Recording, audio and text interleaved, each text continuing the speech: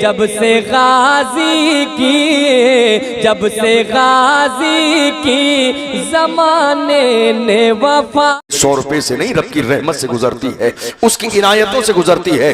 वो जब करम फरमाने पे आता है, तुमने देखा नहीं कितना करीम है वो परवरदिगार, कितना रहीम है वो परवरदिगार। उसकी शान तो ये है कि समंदर की मछलियों को भी बगैर बिजनेस के रिस्क अता फरमाता है।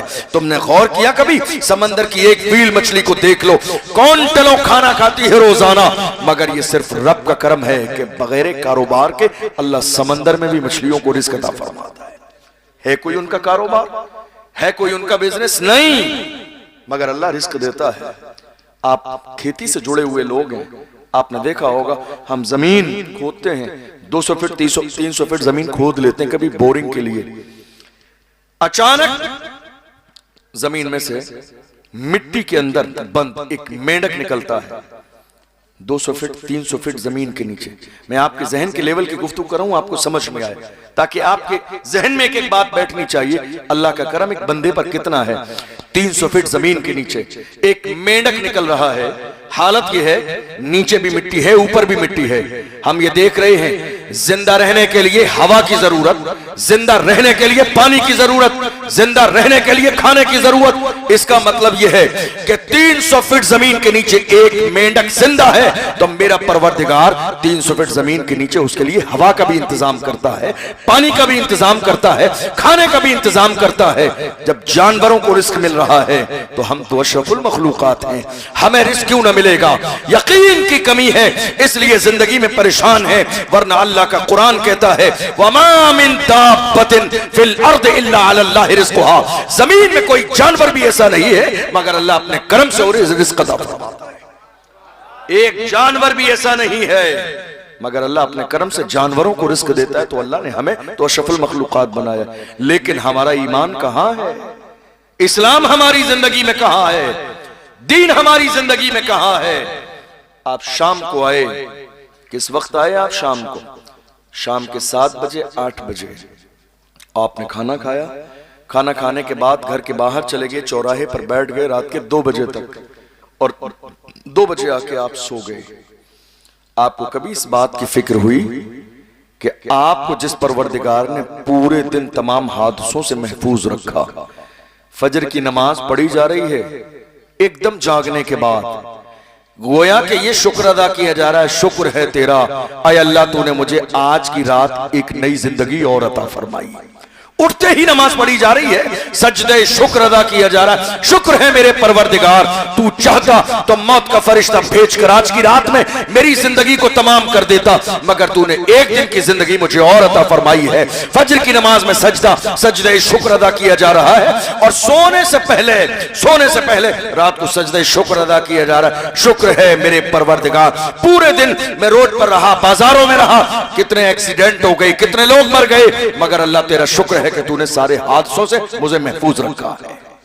तुमने सजदे शुक्र अदा नहीं किया, तुमने पेशानी नहीं झुकाई, तुमने रब को राजी नहीं किया, तुमने कभी एहसास गुनाह नहीं किया, तुमने कभी अल्लाह के सामने अपने गुनाहों पे शर्मिंदा ना हुए। तुम जानते हो कितना करीम है वो परवरदिगार। सादिक व मसदूक पैगंबर ने इरशाद फरमाया, मेरे आका फरमाते हैं, अन्नदामतु तौबा, गुनाह पे शर्मिंदा हो जाना ही तौबा है।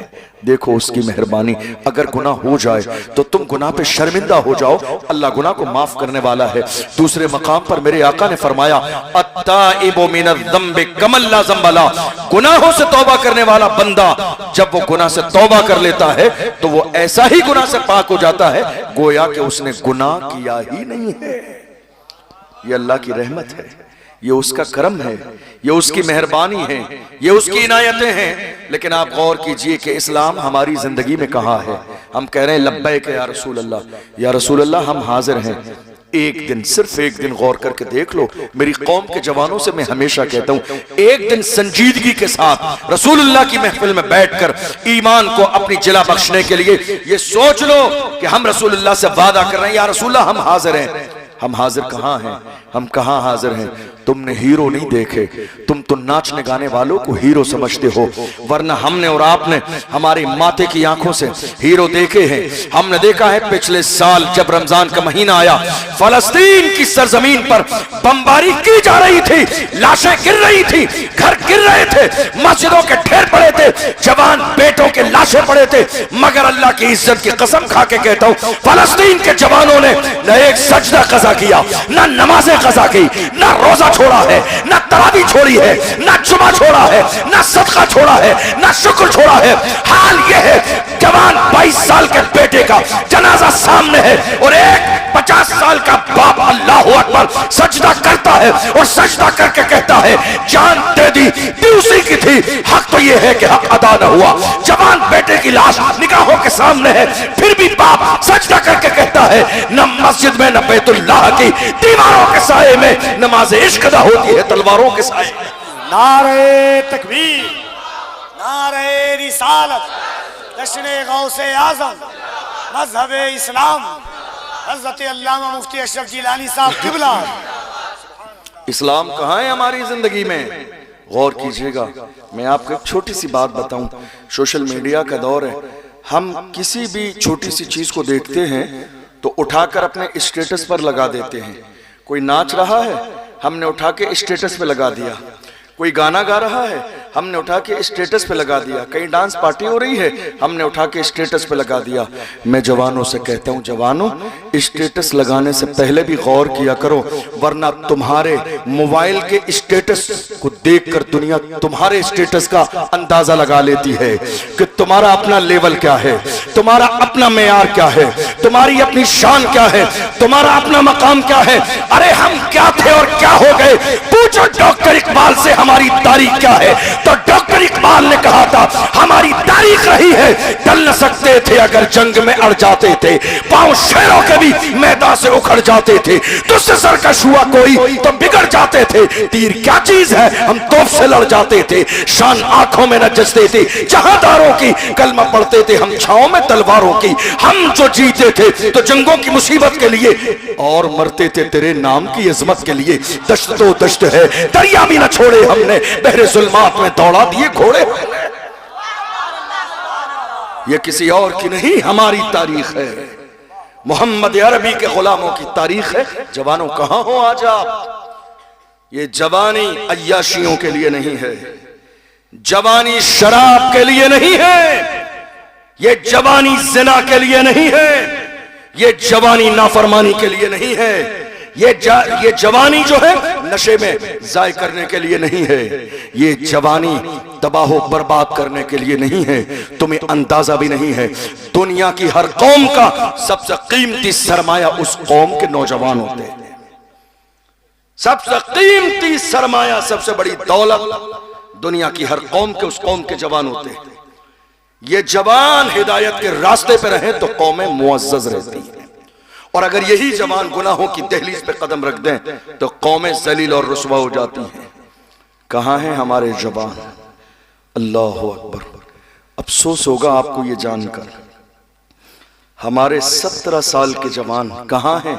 शराब के ठेके पर। रात के 3 बजे शराब के ठेके पर छापा पड़ा एक जगह, 10-20 जवान पकड़े गए। खबर आई, तहकीक की गई, कलेजा फट गया कि 17-18 साल के 15-20 जवान शराब पीने वाले, नशे में धुत, जमीन पे गिरने पड़ने वाले किसी और के नहीं हमारे जवान थे। गौर करो, गौर, कहां है मेरी कौम के जवान? ये शराब के अड्डे तुम्हारे लिए नहीं है, ये जिना के अड्डे तुम्हारे लिए नहीं है। तुम्हें अंदाजा भी नहीं है शराब, मेरे आका ने इरशाद फरमाया, शराब के बारे में मेरे नबी ने फरमाया शराब उम्मुल खबाइस है, यानी दुनिया की सबसे बुरी चीज अगर कोई है तो वो शराब है। इंसान जब तक शराब नहीं पीता है हजारों गुनाह से महफूज रहता है, लेकिन जब इंसान शराब पी लेता है तो हजारों ऐसे गुनाह कर लेता है जिसको करने के बारे में जिंदगी में कभी उसने सोचा ही नहीं। एक औरत, अल्लाह अकबर, एक पारसा नेक परहेजगार इंसान को जंगल में रहता है, इबादत करता है, बुलाया अपने अपने घर में किसी बहाने से। जब वो आ गया तो उसने दरवाजा बंद कर दिया और कहा अब मेरी 3 बात माननी पड़ेगी वरना तेरी इज्जत भी जाएगी, जान भी जाएगी। बात क्या है? कहा तेरे लिए जान बचाने का एक ऑप्शन सिर्फ इतना है, या तो देख इस शराब का एक जाम है, शराब पी ले। दूसरा ऑप्शन ये है कि एक लड़का है, इसे कत्ल कर दे। और तीसरा ऑप्शन ये है कि मेरे साथ जिना कर ले। और अगर इन तीनों में से तू किसी बात के लिए राजी न हुआ तो मैं शोर मचा दूंगी कि तूने मेरे साथ ज्यादती की है। लोग आ जाएंगे, कहीं मुंह दिखाने के काबिल न बचेगा। अल्लाह अकबर। फंस गया वो शख्स, क्या करूं क्या ना करूं। सोचता है जिना करूंगा, ये गुनाह कबीरा है, जहन्नम में जाने का जरिया है, अल्लाह रसूल नाराज हो जाएंगे। मेरे आका ने फरमाया, बुखारी की हदीस है, इंसान जब जिना करता है उस वक्त में ईमान उसके अंदर से निकल जाता है। वो जिना करने की हालत में हालत ईमान में नहीं होता है, ईमान उसके अंदर से निकल जाता है। गौर तो कीजिए, कहां हैं आप? क्या सोच रहे हैं आप? आपको अंदाजा नहीं है सामान 100 बरस का है, पल की खबर नहीं। आगाह अपनी मौत से कोई बशर नहीं। कहीं ऐसा ना हो, जिना करने वालों से हमेशा कहता हूं, कहीं ऐसा ना हो तुम्हें ऐसी हालत में मौत आ जाए जिस वक्त तुम्हारे जिस्म से ईमान निकाला जा चुका हो। क्या ठिकाना होगा तुम्हारा? ईमान है तो जन्नत मिलेगी, और अगर ईमान नहीं है तो हमेशा के लिए जहन्नम को अल्लाह ने भड़का दिया है जिनका ईमान सलामत नहीं है। गौर कीजिए, उसने सोचा अगर मैं जिना करूंगा तो ये गुनाह है, कबीरा है, किसी भी कीमत में माफ न किया जाएगा। अल्लाह अकबर। उसने सोचा कत्ल करूं तो अल्लाह ने मना किया है, मन कतल नफ्सन बिगैर नफ्सिन फकअन्नमा कतल नास जमीआ। अगर एक नाहक इंसान को कत्ल कर दिया तो गुनाह इतना मिलेगा गोया कि पूरी इंसानियत को कत्ल कर दिया। क्या करूं? सोचता रहा, काफी प्रेशर था, सोचता रहा। 3 गुनाह सामने हैं। मेरी बात समझ आ रही है आपको? 3 गुनाह सामने हैं। शराब का प्याला भी है, कत्ल करने के लिए जवान भी है, और जिना करने के लिए औरत भी है। 3 ऑप्शन हैं। अल्लाह अकबर। आप गौर करो, जहां तक मैंने इस वाकये में समझा, अगर वो जिना कर लेता तो 2 गुनाह नहीं होते, न शराब पीनी पड़ती और न ही उसको जो है कत्ल करना पड़ता। और अगर कत्ल कर देता तो न शराब पीनी पड़ती न जिना करनी पड़ती। मगर उसके जहन में उस वक्त बात ही आई कि सबसे आसान काम है शराब उठा के पी लेना, शराब का जाम मुंह से लगा लेना। गौर करना जवानों, शराब को मेरे नबी ने क्या कहा? उम्मुल खबाइस है, तमाम बुराइयों की जड़ है शराब। तमाम हलाकतें इसी की बुनियाद पर होती है, गुनाह इसी की बुनियाद पर होते हैं। अल्लाह अकबर। उसने उठाया, कहा मैं इन तीनों में से जो चूज करता हूं वो शराब है। शराब का प्याला उठा के मुंह से लगाया, शराब पी ली। शराब पीने के बाद जब दुनिया का नशा गालिब आया है तो नशा गालिब आने के बाद उसने जिना भी किया, उसने जिना भी किया। शराब का नशा गालिब आने के बाद उसने बच्चे को कत्ल भी किया। शराब का नशा आने के बाद, गौर तो करो, नशा नहीं किया था तो जिना को गुनाह कबीरा समझ रहा था। जब तक नशा न किया था कत्ल करने को गुनाह कबीरा समझता था।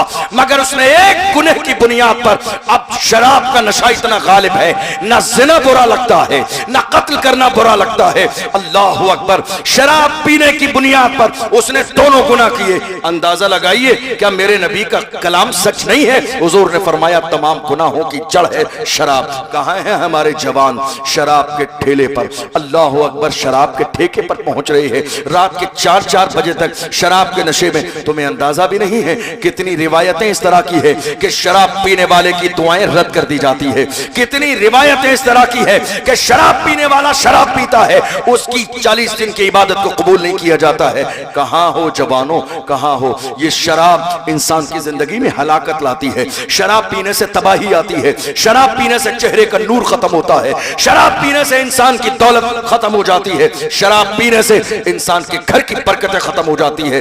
कहां हो आप? शराब पीने के लिए आप परेशान हैं, सिर्फ दुनिया के नशे के लिए। जवानों, मैं मना नहीं करता हूं, अगर मेरी कौम के जवान नशा करना चाहते हैं तो मैं तो उन्हें दिल खोल के इजाजत देता हूं। जवानों, अगर तुमने ठान ही ली है कि तुम तुम्हें नशा करना ही है, तुमने ठान लिया है नशा करना है तो जाओ, मेरी तरफ से इजाजत है, खुल के नशा करो। लेकिन ये लोकल वाला नशा न किया करो जिसको करके लोग नाली और नाले में गिर जाते हैं।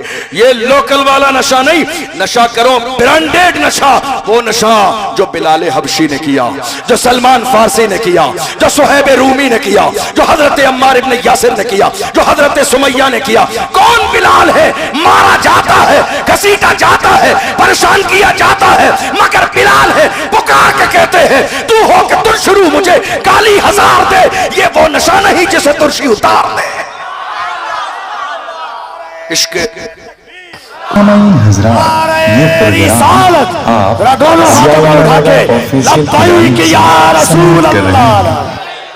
बड़े रसूल गुस्से की जगह नहीं है, समझ रहे हैं आप?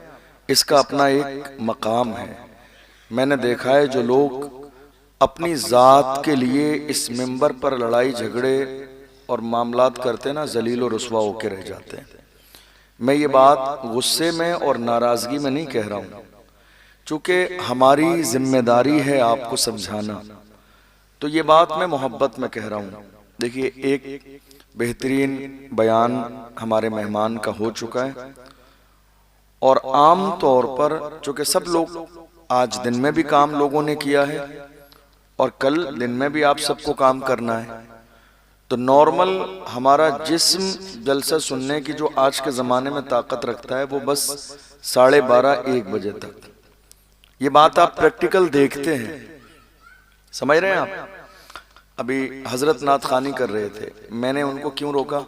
मैंने कहा हजरत रहने दीजिए, बहुत सारे लोग जा चुके हैं, चंद लोग हैं ये भी परेशान हो जाएंगे, समझ रहे हैं आप? क्योंकि हम स्टाफ के लोग हैं तो ये चीज़ हमारी जिम्मेदारी बनती है कि हम इस सिचुएशन को समझें, और नौजवानों ने मेहनत की है तो उनकी मेहनत भी कामयाब होना चाहिए, ज़ाय नहीं होना चाहिए। लेकिन अब मसला क्या है, आपने ये देखा जो पहली तकरीर हुई, क्या इतने ही लोग थे? बताइए आप, बताइए, बोल नहीं रहे हैं आप? अल्लाह अकबर।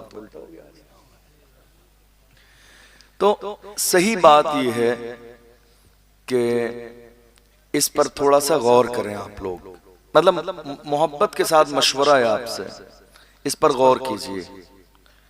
कोशिश किया करें कि जलसे की टाइमिंग एलानिया तौर पर पोस्टर ही में डालिए कि ये जलसा 1 बजे 1:30 बजे तक मुकम्मल खत्म हो जाएगा, तो ज्यादा लोग भी सुनने आएंगे, जिन्हें कल काम पे जाना है वो भी आ जाएंगे, उन्हें मालूम है कि 1 बजे खत्म हो जाएगा। ये जो हमने एक रविश बनाई हुई है ना कि हमें फजर तक ही चलाना है, आप यकीन जानिए मेरी तो कोई इतनी ज्यादा हैसियत नहीं है, हमारे बड़े बड़े बुजुर्गान दीन ये बात पूरी जिंदगी कहते रहे, समझ रहे हैं आप? इस पर जरा सा गौर जरूर कीजिएगा। आने वाली साल में आपके जलसे में कोई कमी नहीं है, अल्हम्दुलिल्लाह। बेहतरीन आपने मेहमान नवाजी की है, बेहतरीन इंतज़ाम भी है, बड़ी मोहब्बत के साथ आप तमाम उलमा को समात भी कर रहे हैं। लेकिन क्या होता है ना, देखिए सर्दी की रात भी है, मौसम का तकाजा है, इंसानी जिस्म का भी तकाजा है, तो ये वक्त ऐसा हो जाता है कि फिर बहुत सारी बातें हमारे सर से गुजर के चली जाती हैं। अच्छी से अच्छी बात, कीमती से कीमती बात, कोशिश कीजिएगा इस जलसे को आने वाली साल में थोड़ा सा शॉर्ट कर दें। और ऐसा नहीं है कि हमारे पास वक्त नहीं है, अभी इशा तकरीबन आपके यहाँ मेरे ख्याल 7:15 बजे होती है, 7:15 बजे अजान होती है, 7:30 पे नमाज होती है, 8 बजे नमाज से फारिग हो जाते हैं। 8 बजे जलसा शुरू करेंगे तो 2 घंटे तक मतलब शोरा इस्लाम पढ़ लेंगे। 10 बजे भी पहले मुकर्रिर को बिठाएंगे, 1-1.25 घंटे की तकरीर होगी 11-11:15 बजे, और अगर दूसरा मुकर्रिर भी होता है 11:30 बजे उसको बिठाते हैं तो 12:30 बजे 1 बजे तक। तो मुझे लगता है कि इसको एडजस्ट किया जा सकता है। शायद मेरी ये बातें आपके दिल पर बहुत बोझ जो है लग रहा होगा, आपकी आदत के खिलाफ बातें हैं, लेकिन कोशिश कीजिएगा कि जरा सा इस पर गौर करें। देखिए जलसा कराने का मकसद क्या है, हम जलसा क्यों कराते हैं? हम जलसा, आप जाग रहे हैं, सो रहे हैं? मेरे साथ बोलेंगे? मैंने क्या सवाल किया? हम जलसा क्यों कराते हैं, आप इस पर गौर कीजिए। अभी कफील अंबर साहब ने बहुत सारी अच्छी बातें कही, बड़ा अच्छा लगा सुन के, क्योंकि मैं भी इसी मिजाज का आदमी हूं। हम अपना मिजाज ये नहीं, अपना मिजाज क्या है, दो रंगी छोड़ दे एक रंग हो जा, दो रंगी छोड़ दे एक रंग हो जा, सरासर मोम या फिर संग हो जा। तो जो हक बात है हम लोग उसे बोलने का मिजाज रखते हैं। कई बार बहुत सारे लोग इस तरह के होते हैं, वो सोचते हैं यार हमने ये बात अगर कह दी कमेटी वालों को अच्छा नहीं लगेगा, हमें दोबारा से नहीं बुलाएंगे। अपना मिजाज ये है, रिस्क देने वाली जात मेरे रब की है, कमेटी रिस्क नहीं देती है, रिस्क देने वाली जात रब की है।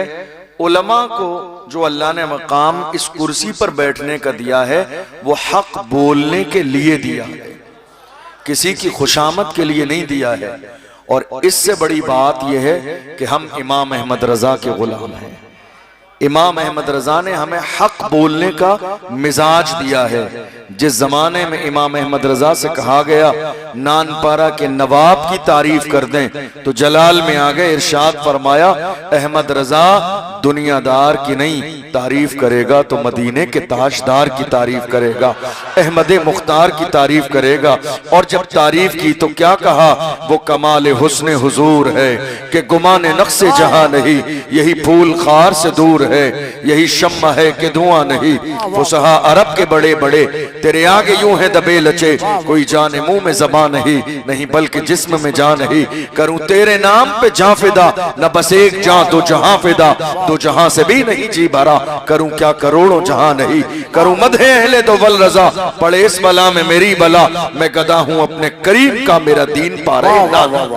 नारे तकबीर, नारे रिसालत, अज़मते मुस्तफा, जश्ने गौसे आज़म, फैज़ाने गौसे आज़म। वाह वाह वाह, सुभान अल्लाह। ये ठीक है, अब ठीक है। करूं तेरे नाम पे जा फिदा, नहीं ठीक है। न बस एक जां दो जहां फिदा, दो जहां से भी नहीं जी भरा। तो मेरी बातें आपको समझ आ रही हैं? परेशान तो नहीं है? ये तो नहीं सोच रहे हमने इन्हें राजस्थान से सिर्फ डांटने के लिए बुलाया? मैं डांट नहीं रहा हूं, आप मेरे अपने हैं, आप मेरे अजीज हैं। आपका उलमा से जो मोहब्बत का रिश्ता है तो उलमा की भी ये जिम्मेदारी है कि अगर कुछ ऐसा देखें जो थोड़ा सा मुनासिब नहीं है तो प्यार से उसको अपील करें कि आप अगली साल इसको जरा सा मुनासिब कर लीजिए। सवाल क्या था, हम जलसा क्यों कराते हैं? देखिए हमारे बुजुर्गों ने इस जलसे की शुरुआत क्यों की, मकसद क्या था?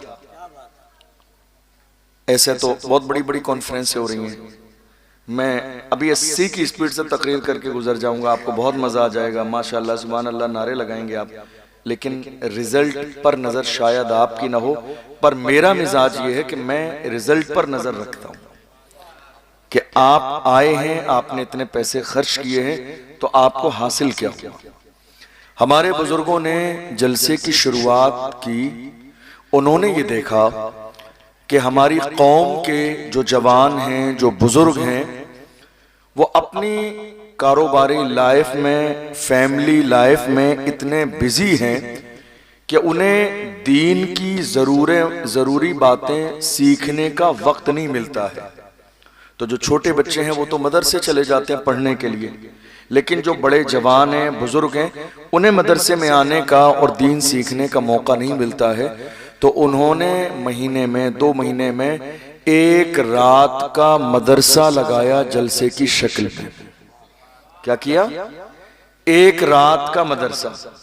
क्या किया? एक रात का मदरसा। क्यों? कि साहब जो लोग मदरसे में रोजाना पढ़ने नहीं आ सकते, कम से कम एक रात में उन्हें हुजूर की शरीयत का इतना सबक पढ़ा दिया जाए कि उनकी दुनिया भी कामयाब हो जाए, आखिरत भी कामयाब हो जाए। तो अब सबक पढ़ाने का अंदाज क्या होता है?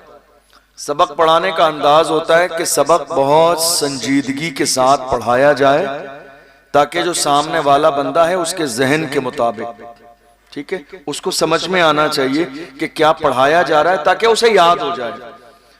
अब मिसाल के तौर पर हम लोग जब बिल्कुल कुरान शरीफ का नाजरा पढ़ने बैठे, अब हमारे उस्ताद मुफ्ती साहब तो वो तो चाहेंगे अरबी में भी पढ़ा देंगे, मगर हमारे अंदर ये सलाहियत नहीं है ना अरबी में समझने की। तो मतलब क्या हुआ कि सामने वाले जिस लेवल के समझदारों, बात उस लेवल पे की जानी चाहिए ताकि उनकी समझ में आ जाए। आप यकीन जानिए हम हुजूर के गुलाम हैं, हमें ये जो सब जिंदगी में अहम मौके दिए गए हैं ये दीन सीखने के लिए, हमारे अंदर जितनी आजिज़ी होगी, जितना खुलूस होगा, दीन समझने का, दीन फैलाने का जितना जज्बा होगा, अल्लाह उस जज्बे की बुनियाद पर हमें हर जगह पर इज्जत अता फरमाएगा। याद रखिएगा, बुखारी शरीफ की हदीस है, हुजूर ने फरमाया इन्नल्लाह ला यंजुरु इला सुवरिकुम वला इला अजसामिकुम वलाकिन्नल्लाह यंजुरु इला कुलूबिकुम। मेरे आका ने फरमाया अल्लाह न तुम्हारे चेहरों को देखता है न तुम्हारे जिस्मों को देखता है, अल्लाह की नजर तो तुम्हारे दिल पे रहती है। मैं ये जो बात कह रहा हूं ना आपसे तारीफ के लिए कह रहा हूं, मैं ये बात दिल से कह रहा हूं क्योंकि मैं चाहता हूं कि आप दीन सीख जाएं, आपकी आने वाली नस्लों में दीन चला जाए, आपकी आने वाली नस्लें सही माना में मोहम्मद अरबी की गुलाम बन जाएं। आपसे एक छोटा सा सवाल है, हम और आप आज मिलकर नारा लगा रहे हैं लब्बैक या रसूल अल्लाह। आपने कभी इसके तर्जमे पर गौर किया? इसका तर्जमा और मतलब क्या है? लब्बैक या रसूल अल्लाह, इसका मतलब यह है कि या रसूल अल्लाह हम हाजिर हैं। क्या मतलब है? आप सही बताइए, मेरी बात समझ आ रही है? परेशान तो नहीं है आप? जोशीला खिताब तो नहीं सुनना चाहते हैं? ये समझ में आने वाला सुनना चाहते हैं? आप वो कहेंगे मैं वो भी कर दूंगा, लेकिन आप संजीदगी से सुन रहे हैं तो सोच रहा हूं कुछ अच्छी बातें सीख कर जाइए।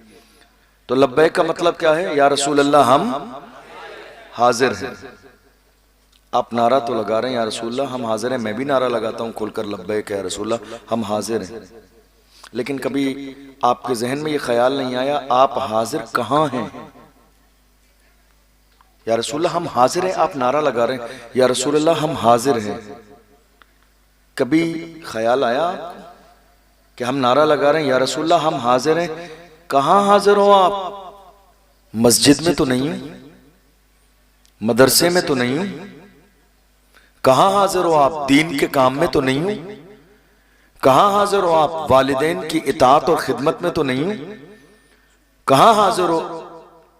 हुजूर के बताए हुए तरीके पर तो नहीं हूं, हुजूर के हुक्म पर अमल करते हुए तो नजर नहीं आ रहे हो आप। फिर ये नारा या रसूल्लाह हम हाजिर हैं, ऐसा तो नहीं कि हम बस नारा दिखावे के लिए लगा रहे हैं या रसूल अल्लाह लब्बैक या रसूल अल्लाह हम हाजिर हैं, लेकिन प्रैक्टिकल तौर पर हम उस किसी भी जगह हाजिर नहीं हैं जहां ईमान वाले को हाजिर होना चाहिए।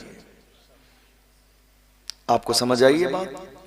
सबको समझ आई आगे से पीछे तक? या रसूल अल्लाह हम हाजिर हैं, कहां हाजिर हैं हम? मस्जिद में नहीं। डॉक्टर इकबाल ने क्या कहा?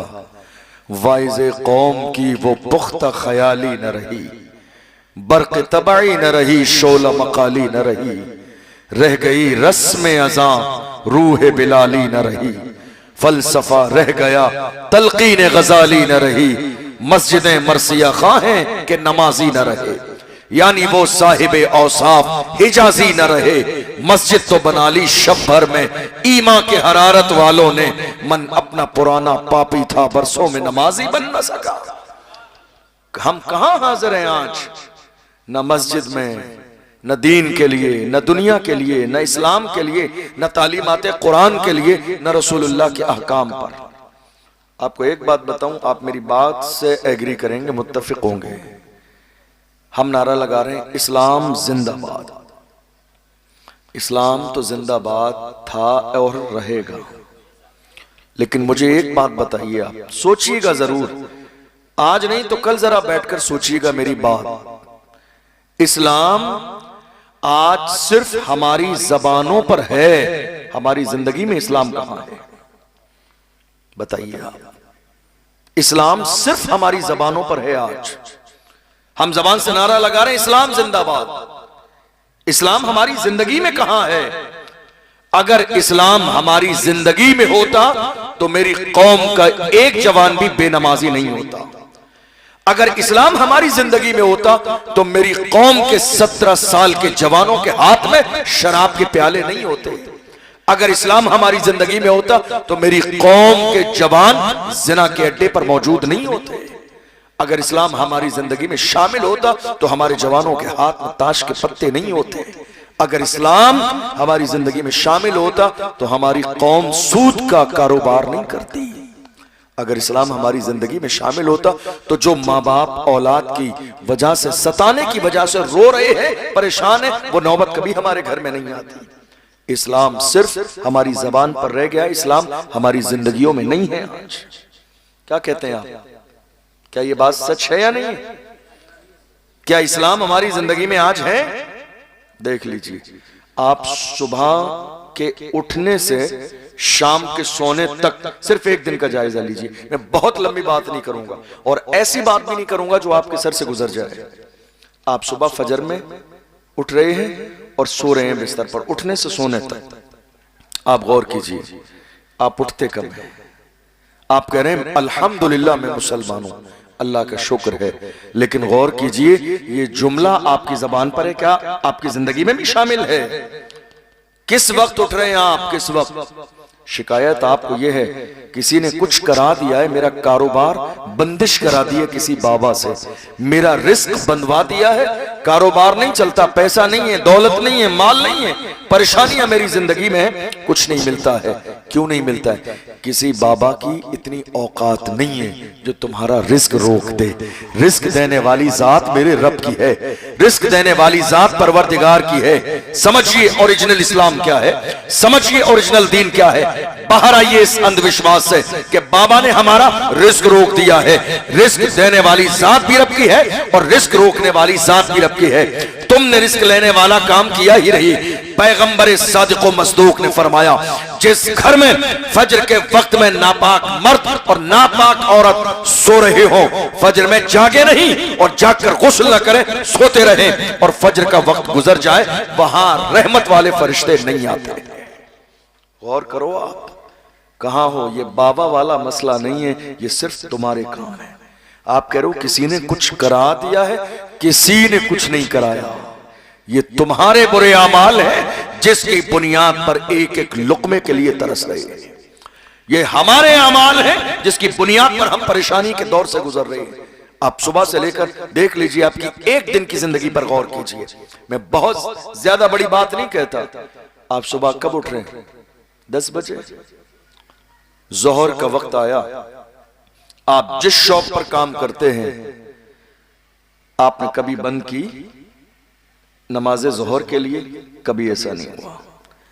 आपने बंद की शादी के लिए, बंद की वलीमे के लिए शॉप बंद हुई आपकी, अकीके के लिए बंद हुई, जनाजे के लिए बंद हुई, शोर शराबे में किसी भी मौके पर बंद हुई, शादी के लिए बंद। क्यों नहीं जाएंगे? रिश्तेदार बुरा मान जाएगा। वलीमे के लिए आपने अपनी दुकान, अपनी शॉप बंद की, नहीं जाएंगे, रिश्तेदार बुरा मान जाएगा। आपने जनाजे के लिए दुकान बंद की, नहीं जाएंगे, रिश्तेदार बुरा मान जाएगा। मुझे जरा दिल पे हाथ रख के बताओ, तुमने जोहर की नमाज के लिए क्या जिंदगी में एक बार भी अपनी दुकान बंद की? क्या तुम्हें ख्याल आया खुदा का बुलावा है, अगर उसके बुलावे पे नहीं जाएंगे मेरा रब बुरा मान जाएगा, मेरा रब नाराज हो जाएगा?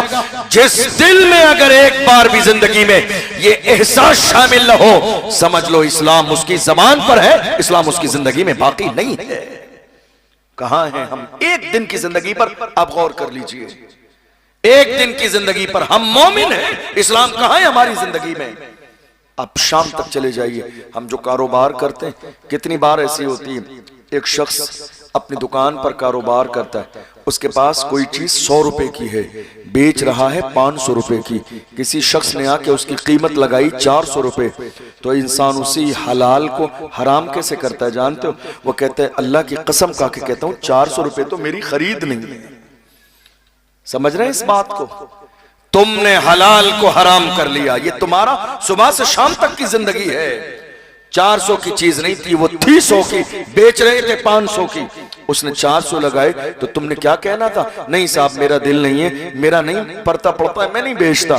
आपने क्या कहा? 400 रुपए की। तो मैं कसम खा के कहता हूं मेरी खरीद भी नहीं है। तुमने अल्लाह की झूठी कसम खाई, तुम्हें अंदाजा भी नहीं है। तुम क्या सोच रहे हो 100 रुपए तुम्हें ज्यादा मिल जाएंगे तो जिंदगी गुजर जाएगी? नहीं मेरे अजीजों, जिंदगी 100 रुपए से नहीं, रब की रहमत से गुजरती है, उसकी इनायतों से गुजरती है।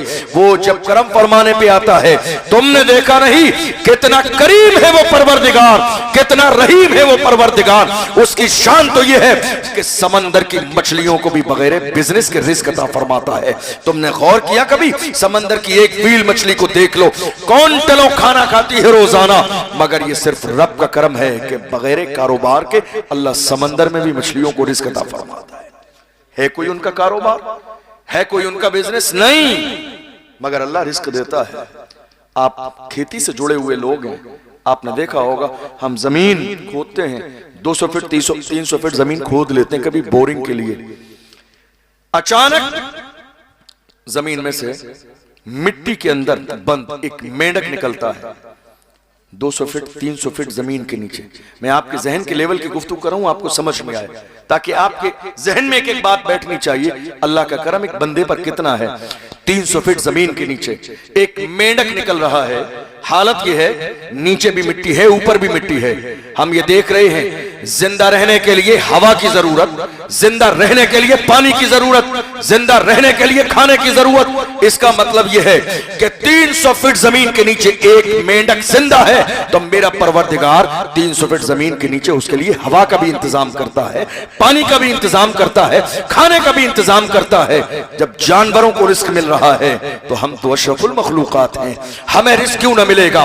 यकीन की कमी है इसलिए जिंदगी में परेशान है, वरना अल्लाह का कुरान कहता है वमा मिन दाब्बतिन फिल अर्द इल्ला अल्लाह रिज़्कुहा। जमीन में कोई जानवर भी ऐसा नहीं है मगर अल्लाह अपने करम से और रिज़्क अता फरमाता है। एक जानवर भी ऐसा नहीं है मगर अल्लाह अपने करम से जानवरों को रिस्क देता है। तो अल्लाह ने हमें तो अशरफुल मखलूकात बनाया, लेकिन हमारा ईमान कहां है?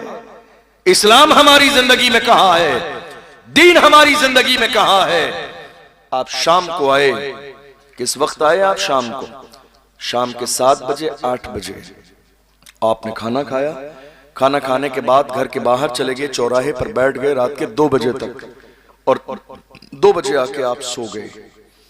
आपको कभी इस बात की फिक्र हुई कि आपको जिस परवरदिगार ने पूरे दिन तमाम हादसों से महफूज रखा, फजर की नमाज पढ़ी जा रही है एकदम जागने के बाद, गोया कि ये शुक्र अदा किया जा रहा है, शुक्र है तेरा आय अल्लाह तूने मुझे आज की रात एक नई जिंदगी और अता फरमाई। उठते ही नमाज पढ़ी जा रही है, सजदे शुक्र अदा किया जा रहा है, शुक्र है मेरे परवरदिगार तू चाहता तो मौत का फरिश्ता भेजकर आज की रात में मेरी जिंदगी को तमाम कर देता, मगर तूने एक दिन की जिंदगी मुझे और अता फरमाई है। फजर की नमाज में सजदा सजदे शुक्र अदा किया जा रहा है, और सोने से पहले रात को सजदे शुक्र अदा किया जा रहा है। शुक्र है मेरे परवरदिगार, पूरे दिन मैं रोड पर रहा, बाजारों में रहा, कितने एक्सीडेंट हो गए, कितने लोग मर गए, मगर अल्लाह तेरा शुक्र है कि तूने सारे हादसों से मुझे महफूज रखा है। तुमने सजदे शुक्र अदा नहीं किया, तुमने पेशानी नहीं झुकाई, तुमने रब को राजी नहीं किया, तुमने कभी एहसास गुनाह नहीं किया, तुमने कभी अल्लाह के सामने अपने गुनाहों पे शर्मिंदा ना हुए। तुम जानते हो कितना करीम है वो परवरदिगार। सादिक मसदूक पैगंबर ने इरशाद फरमाया, मेरे आका फरमाते हैं अन्नदामतु तौबा, गुनाह पे शर्मिंदा हो जाना ही तौबा है। देखो उसकी मेहरबानी, अगर गुनाह हो जाए तो तुम गुनाह पे शर्मिंदा हो जाओ, अल्लाह गुनाह को माफ करने वाला है। दूसरे मकाम पर मेरे आका ने फरमाया अत्ताइबु मिनज़्ज़म्बि कमन ला ज़म्ब ला, गुनाहों से तौबा करने वाला बंदा जब वो गुनाह से तौबा कर लेता है तो वो ऐसा ही गुनाह से पाक हो जाता है गोया कि उसने गुनाह किया ही नहीं है। ये अल्लाह की रहमत है, ये उसका करम है, ये उसकी मेहरबानी है, ये उसकी इनायतें हैं। लेकिन आप गौर कीजिए कि इस्लाम हमारी जिंदगी में कहाँ है।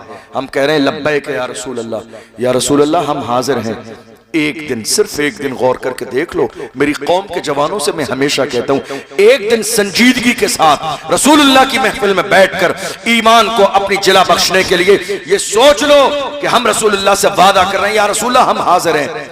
हम हाजिर कहाँ हैं? हम कहाँ हाजिर हैं? तुमने हीरो नहीं देखे, तुम तो नाचने गाने वालों को हीरो समझते हो, वरना हमने और आपने हमारी माथे की आंखों से हीरो देखे हैं। हमने देखा है पिछले साल जब रमजान का महीना आया, फलस्तीन की सरजमीन पर बमबारी की जा रही थी, लाशें गिर रही थी, घर गिर रहे थे, मस्जिदों के ढेर पड़े थे, जवान बेटों के लाशें पड़े थे।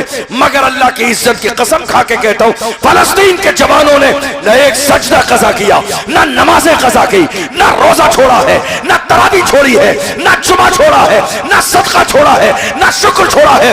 हाल यह है, जवान 22 साल के बेटे का जनाजा सामने है और एक 50 साल का बाप अल्लाह अकबर सजदा करता है और सजदा करके कहता है जान दे दी उसी की थी, हक तो यह है कि हक अदा न हुआ। जवान बेटे की लाश निगाहों के सामने है, फिर भी बाप सजदा करके कहता है न मस्जिद में न बैतुल्लाह की दीवारों के साए में नमाज इश्क अदा होती है, तलवारों के साए। नारे तकबीर, नारे रिसालत, जश्न गौसे आज़म, मज़हब इस्लाम, हज़रत अल्लामा मुफ्ती अशरफ जिलानी साहब क़िबला। इस्लाम कहाँ है हमारी जिंदगी में? गौर कीजिएगा, मैं आपको एक छोटी सी बात बताऊं।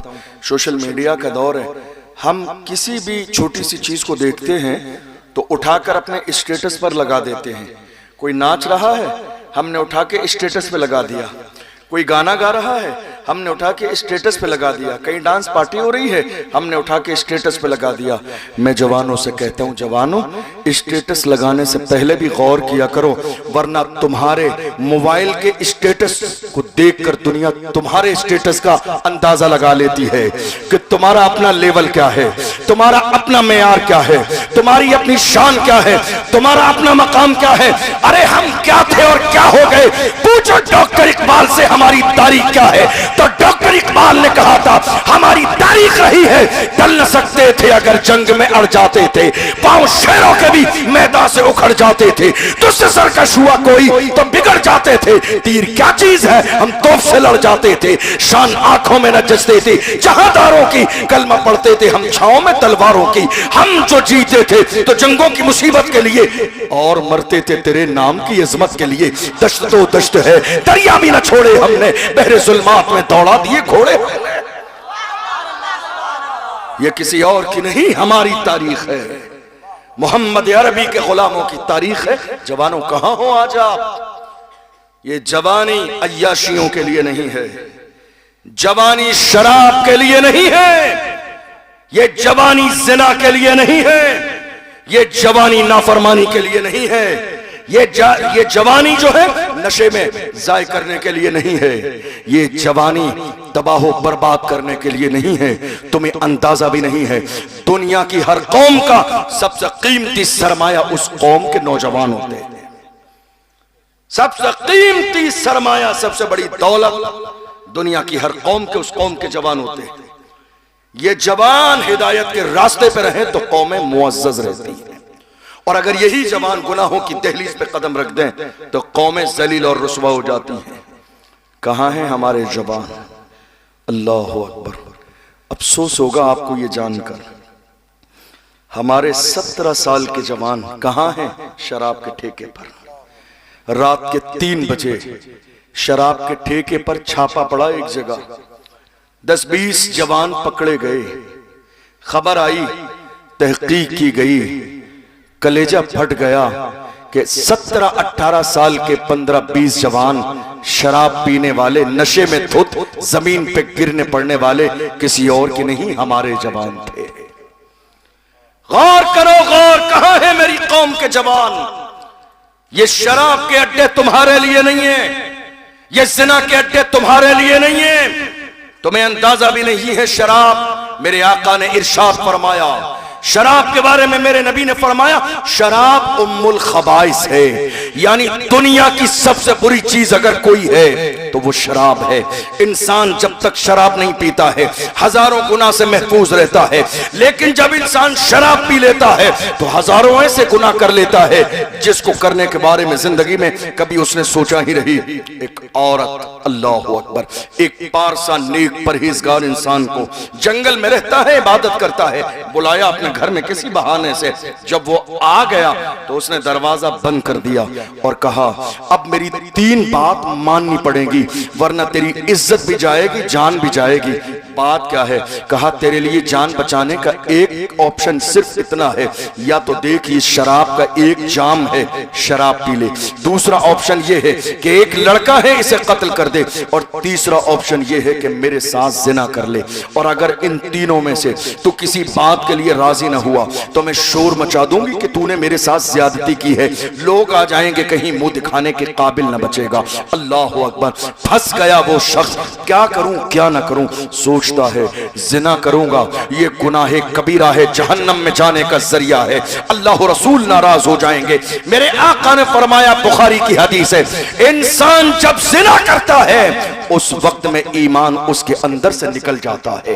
वो जिना करने की हालत में हालत ईमान में नहीं होता है, ईमान उसके अंदर से निकल जाता है। गौर तो कीजिए, कहां हैं आप, क्या सोच रहे हैं आप? आपको अंदाजा नहीं है, सामान 100 बरस का है पल की खबर नहीं, आगाह अपनी मौत से कोई बशर नहीं। कहीं ऐसा ना हो, जिना करने वालों से हमेशा कहता हूं, कहीं ऐसा ना हो तुम्हें ऐसी हालत में मौत आ जाए जिस वक्त तुम्हारे जिस्म से ईमान निकाला जा चुका हो। क्या ठिकाना होगा तुम्हारा? ईमान है तो जन्नत मिलेगी, और अगर ईमान नहीं है तो हमेशा के लिए जहन्नम को अल्लाह ने भड़का दिया है जिनका ईमान सलामत नहीं है। गौर कीजिए, उसने सोचा अगर मैं जिना करूंगा तो ये गुनाह है कबीरा है, किसी भी कीमत में माफ न किया जाएगा।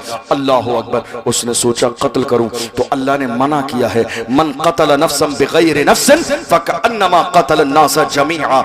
अगर एक नाहक इंसान को कत्ल कर दिया तो गुनाह इतना मिलेगा गोया कि पूरी इंसानियत को कत्ल कर दिया।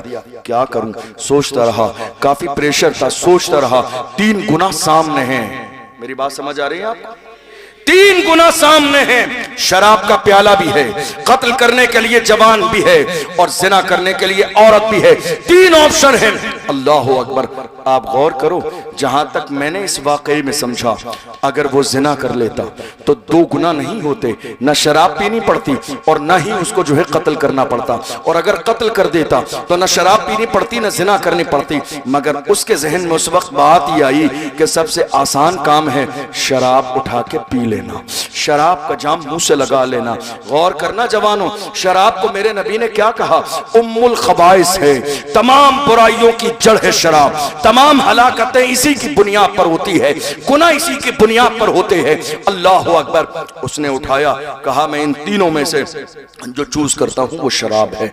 शराब का प्याला उठा के मुंह से लगाया, शराब पी ली। शराब पीने के बाद जब दुनिया का नशा गालिब आया है तो नशा गालिब आने के बाद उसने जिना भी किया, उसने जिना भी किया। शराब का नशा गालिब आने के बाद उसने बच्चे को कत्ल भी किया। शराब का नशा आने के बाद, गौर तो करो, नशा नहीं किया था तो जिना को गुनाह कबीरा समझ रहा था। जब तक नशा न किया था कत्ल करने को गुनाह कबीरा समझता था। मगर उसने एक गुनाह की बुनियाद पर, अब शराब का नशा इतना गालिब है, ना जिना बुरा लगता है ना कत्ल करना बुरा लगता है। अल्लाह अकबर। शराब पीने की बुनियाद पर उसने दोनों गुनाह किए। अंदाजा लगाइए, क्या मेरे नबी का कलाम सच नहीं है? हुजूर ने फरमाया तमाम गुनाहों की जड़ है शराब। कहां है हमारे जवान? शराब के ठेले पर। अल्लाह अकबर। शराब के ठेके पर पहुंच रहे हैं रात के 4-4 बजे तक शराब के नशे में। तुम्हें अंदाजा भी नहीं है कितनी रिवायतें इस तरह की है कि शराब पीने वाले की दुआएं रद्द कर दी जाती है। कितनी रिवायतें इस तरह की है कि शराब पीने वाला शराब पीता है, उसकी 40 दिन की इबादत को कबूल नहीं किया जाता है। कहां हो जवानों, कहां हो? ये शराब इंसान की जिंदगी में हलाकत लाती है। शराब पीने से तबाही आती है, शराब पीने से चेहरे का नूर खत्म होता है, शराब पीने से इंसान की दौलत खत्म हो जाती है, शराब पीने से इंसान के घर की बरकतें खत्म हो जाती है। कहां हो आप? शराब पीने के लिए आप परेशान हैं, सिर्फ दुनिया के नशे के लिए। जवानों, मैं मना नहीं करता हूं, अगर मेरी कौम के जवान नशा करना चाहते हैं तो मैं तो उन्हें दिल खोल के इजाजत देता हूं। जवानों, अगर तुमने ठान ही ली है कि तुम्हें नशा करना ही है, तुमने ठान लिया है नशा करना है, तो जाओ मेरी तरफ से इजाजत है, खुल के नशा करो। लेकिन ये लोकल वाला नशा न किया करो जिसको करके लोग नाली और नाले में गिर जाते हैं। ये लोकल वाला नशा नहीं, नशा करो ब्रांडेड नशा, वो नशा जो बिलाल हबशी ने किया, जो सलमान फारसी ने किया, जो सुहैब रूमी ने किया, जो हजरत अम्मार इब्न यासिर ने किया, जो हजरत सुमैया ने किया। कौन बिलाल है? मारा जाता है, घसीटा जाता है, परेशान किया जाता है, मगर बिलाल है पुकार के कहते हैं तू हो के तुर शुरू मुझे गाली हजार दे। ये वो नशा नहीं जिसे तुरशी उतार दे। इश्क आ रहे रिसालत, जरा दोनों हाथों को उठा के लब्बैक या रसूल अल्लाह, लब्बैक या रसूल अल्लाह। नशा करना है, इश्क रसूल का नशा करो, हुजूर की गुलामी का नशा करो, मोहब्बत रसूल का नशा करो। दुनिया में जो इंसान हुजूर के इश्क का नशा करता है, जानते हो उसका हाल क्या होता है? जब वो मर जाता है, जब रूह निकल जाती है, जब रूह तन से जुदा हो जाती है, फिर भी उसका मकाम कितना बुलंद रहता है। तुमने देखा नहीं, तारीख में उलमा ने पढ़ा है और उलमा बयान भी करते हैं। हो सकता है वो बात आपको न समझ में आए, लेकिन याद रखना, एक आशिक तो हमने अपने माथे की आंखों से देख लिया। कौन? व्हील चेयर पे बैठने वाला, वो मर्द कलंदर जिसने फैजाबाद के धरने में दिसंबर की सर्दी में वबांगे दोहल कहा था, उन्हें जाना उन्हें माना, न रखा खैर से काम, लिल्लाहिल हम्द में दुनिया से मुसलमान गया। आज ले उनकी पनाह, आज मदद मांग उनसे, फिर न मानेंगे कयामत में अगर मान गया। जानो दिल होश और खिरत सब तो मदीने पहुंचे, तुम नहीं चलते रजा सारा तो सामान गया। मैं ये नहीं कहता हूं नशा ना करो, नशा करो, मोहब्बत रसूल का नशा करो, हुजूर की गुलामी का नशा करो, हुजूर से वफादारी का नशा करो।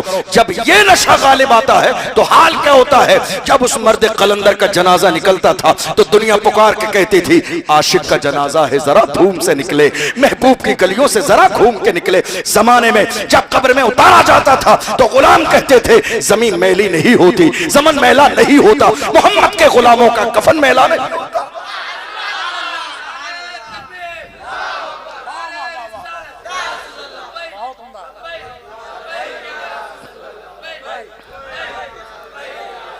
नशा नहीं जवानों, बाज आ जाओ इस नशे से। ये हलाकत का जरिया है, ये तबाही का जरिया है, ये बुराई का जरिया है। हमने किसी भी नशा करने वाले को समाज में मुअज्जज नहीं देखा। आप कहते हो आदत पड़ गई है, छूटेगी कैसे? आदत पड़ी है, छूटेगी कैसे? मेरे इस जुमले को दिल के कानों से सुन के चाहिए। तुम हुजूर की मोहब्बत का नारा लगाते हो तो हुजूर के गुलामों ने एक बुरी आदत नहीं, हुजूर की मोहब्बत में तो दुनिया छोड़ दी है। तुम कहां एक बुरी आदत की बात कहते हो? अल्लाह अकबर। हमने देखा रसूलुल्लाह सल्लल्लाहु अलैहि वसल्लम के गुलाम कैसे थे, उनका अंदाज कैसा था, उनका मिजाज कैसा था। वो जमाने में यही नारा लगाते थे, छूट जाए अगर दौलते कौनेन तो क्या गम, छूटे न मगर हाथ से दामाने मोहम्मद। मोहम्मद अरबी के गुलामों ने किसी भी दौर में कभी किसी भी हक बात में समझौता नहीं किया। जमाना मानता है बुरा तो मान जाए, जमाना गलत कहता है तो कहता रहे, लेकिन हम हुजूर के गुलाम हैं। जो हक है, जो सच है, माना भी उसी को जाएगा, कबूल भी उसी को किया जाएगा। आप कहते हैं साहब आदत पड़ गई है, छूटती नहीं है, क्या करें क्या ना करें? याद रखिएगा, अगर ईमान सलामत है, अगर हुजूर की मोहब्बत दिल में है तो बड़े से बड़ा गुनाह एक लम्हे में छोड़ देंगे, सिर्फ ये सुनकर कि मेरे आका को पसंद नहीं है। थोड़ी सी आवाज बढ़ाइए इसकी, मेरे आका को पसंद नहीं है। एक हदीस में है, एक साहब सोने की अंगूठी पहनकर आ गए, एक साहब सोने की अंगूठी पहनकर हुजूर की बारगाह में आए। अब हालत ये हुई कि मर्द के लिए सोना पहनना जायज नहीं है। ये मसला मालूम है आपको? मर्द के लिए ना वो जंजीर पहन सकता है, ना वो हाथों में एक अंगूठी जायज है बस। हमारे यहाँ हो क्या रहा है मालूम है? जिन पीर साहब के हाथों में 10 अंगूठियां हैं वो हमारी कौम कहती है बहुत पहुंचे हुए हैं, बहुत पहुंचे हुए हैं, जहन्नम तक पहुंचे हुए हैं। समझ रहे हैं आप? याद रखिएगा, तरीकत पीरी मुरीदी का दारो मदार शरीयत है। जो शरीयत का वफादार न हो वो पीर न है न पीर बनने के काबिल है। हमारे यहां शरीयत सबसे अहम है। आप गौर कीजिए, एक शख्स आए, हाथ में सोने की अंगूठी, मर्द के लिए जायज नहीं है। मेरे रसूल की नजर पड़ गई। देखो ईमान वाला कैसा होता है, एक आशिक कैसा होता है। आप गुनाह करते हुए कहते हैं क्या करें हजरत, छूटता ही नहीं है। ईमान वाले कैसे होते हैं। अल्लाह के महबूब की नजर पड़ी, हुजूर ने फरमाया क्या बात है, जहन्नम की आग को हाथ में लिए घूमते हो, मर्दों के लिए जायज नहीं है। मेरे आका ने नाराजगी का इजहार फरमाया, वो अंगूठी उतार कर वहीं मजमे में फेंक दी गई। जब वो महफिल मुकम्मल हुई, अल्लाह के महबूब हुजरे आयशा सिद्दीक़ा रज़ियल्लाहु अन्हा की तरफ तशरीफ ले गए। लोग भी जाने लगे, जिनकी अंगूठी निकाली गई थी वो भी जाने लगे। सहाबा ने कहा तुम्हारे लिए जायज नहीं है, तुम्हारे घर में औरतें हैं, लेके जाओ, उनके काम आ जाएगी। अब जो सुनो ईमान वाले का जुमला क्या होता है। उन्होंने कहा अल्लाह की इज्जत की कसम, जो चीज मेरे नबी को पसंद नहीं है, जो चीज मेरे रसूल को पसंद नहीं, जो चीज मेरे आका को पसंद नहीं, उसको लेना तो बड़ी बात है, उसकी तरफ देखना भी मेरी मोहब्बत को गवारा नहीं है। वो चीज उठाना तो बड़ी बात है, उसकी तरफ देखना भी मेरी मोहब्बत को गवारा नहीं है। कौन थे ये ईमान वाले, कौन थे ये आशिक रसूल, कौन थे ये वफादार रसूल, कौन थे ये जिन्होंने लब्बैक का नारा लगाया था तो उस नारे पर कायम थे।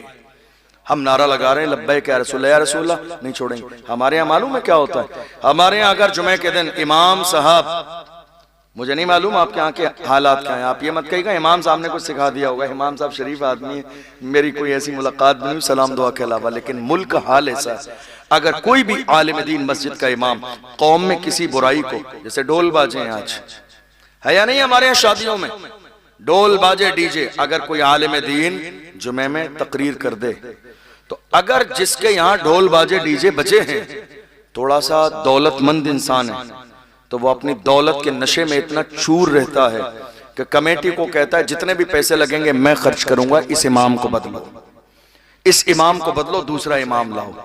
खुदा के बंदे कुछ तो शर्म कर, कुछ तो लिहाज कर। ये जिस दौलत पे तू इतराता है खुदा देना भी जानता है, एक लम्हे से पहले वापस लेना भी जानता है। ए दौलत पे इतराने वाले, दौलत पे इतरा मत। कारून का खजाना खत्म हो गया, बाकी नहीं रहा। शद्दाद की जन्नत बाकी नहीं रही, हामान का पावर बाकी नहीं रहा, अबू जहल का रोबो दबदबा बाकी नहीं रहा। जिन्होंने जितना ज्यादा गुरूर किया है वो उतना ज्यादा जलील हुए, वो उतना ज्यादा रुस्वे हुए।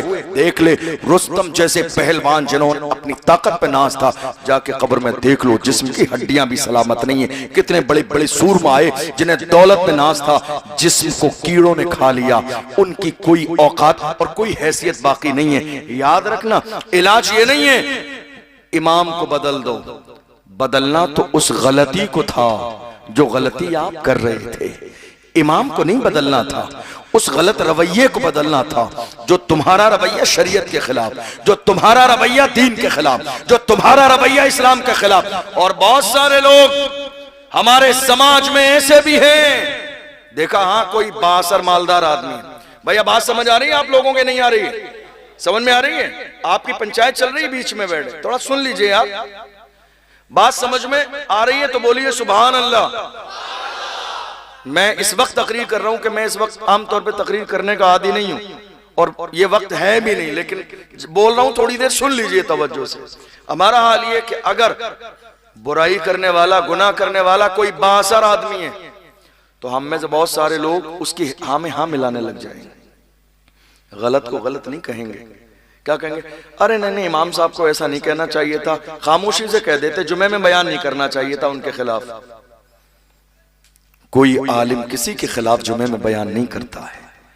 अगर तुम्हारे दिल में ये बात है कि आलिम किसी पर्सनल बंदे को मिंबर पे बैठ के टारगेट करता है, गलत बात है, दिमाग से निकाल दीजिए।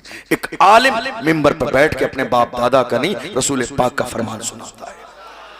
ये हमारे जहन की गलत फहमी है कि हमने उसको अपने ऊपर ले लिया, और अगर किसी ने नहीं लिया तो दूसरे मोहल्ले वाले कहते हैं देखा आज हजरत ने तेरे खिलाफ तकरीर की जुमे में पूरी तकरीर तेरे ऊपर कर दी। अरे नादान इंसान, हजरत को क्या पड़ी है तेरे ऊपर तकरीर करने की।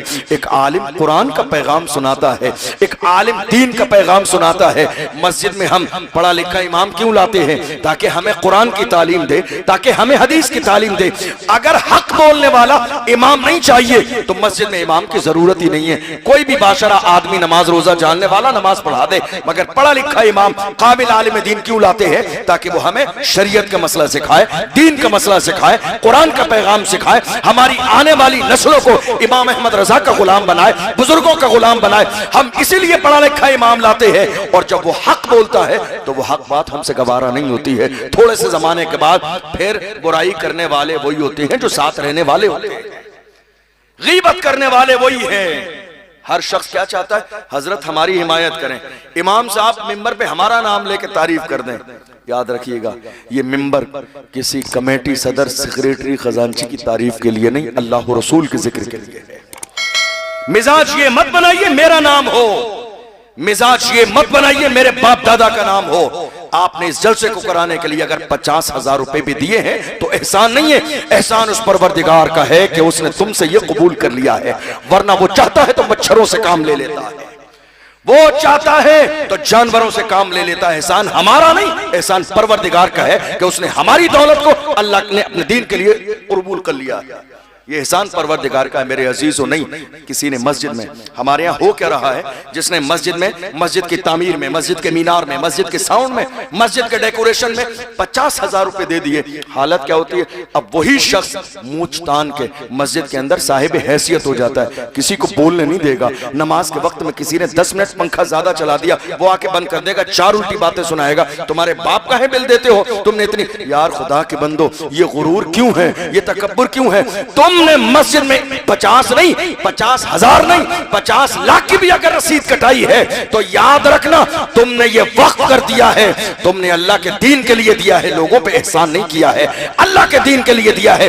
एहसान जताने का मिजाज रहेगा तो कबूल ही नहीं किया जाएगा, एहसान जताने की आदत रहेगी तो कबूल नहीं किया जाएगा। तुमने खुदा के लिए दिया है, और एहसान क्या है? तुम्हें खुदा ने 2 करोड़ का मालिक बनाया तब तुमने 50 लाख दिया है। तुमने कौन सा एहसान किया है? तुमसे पहले तुम्हें 2 करोड़ का आदमी बना के खुदा ने एहसान किया, इसलिए जो खुदा की राह में दे दिया।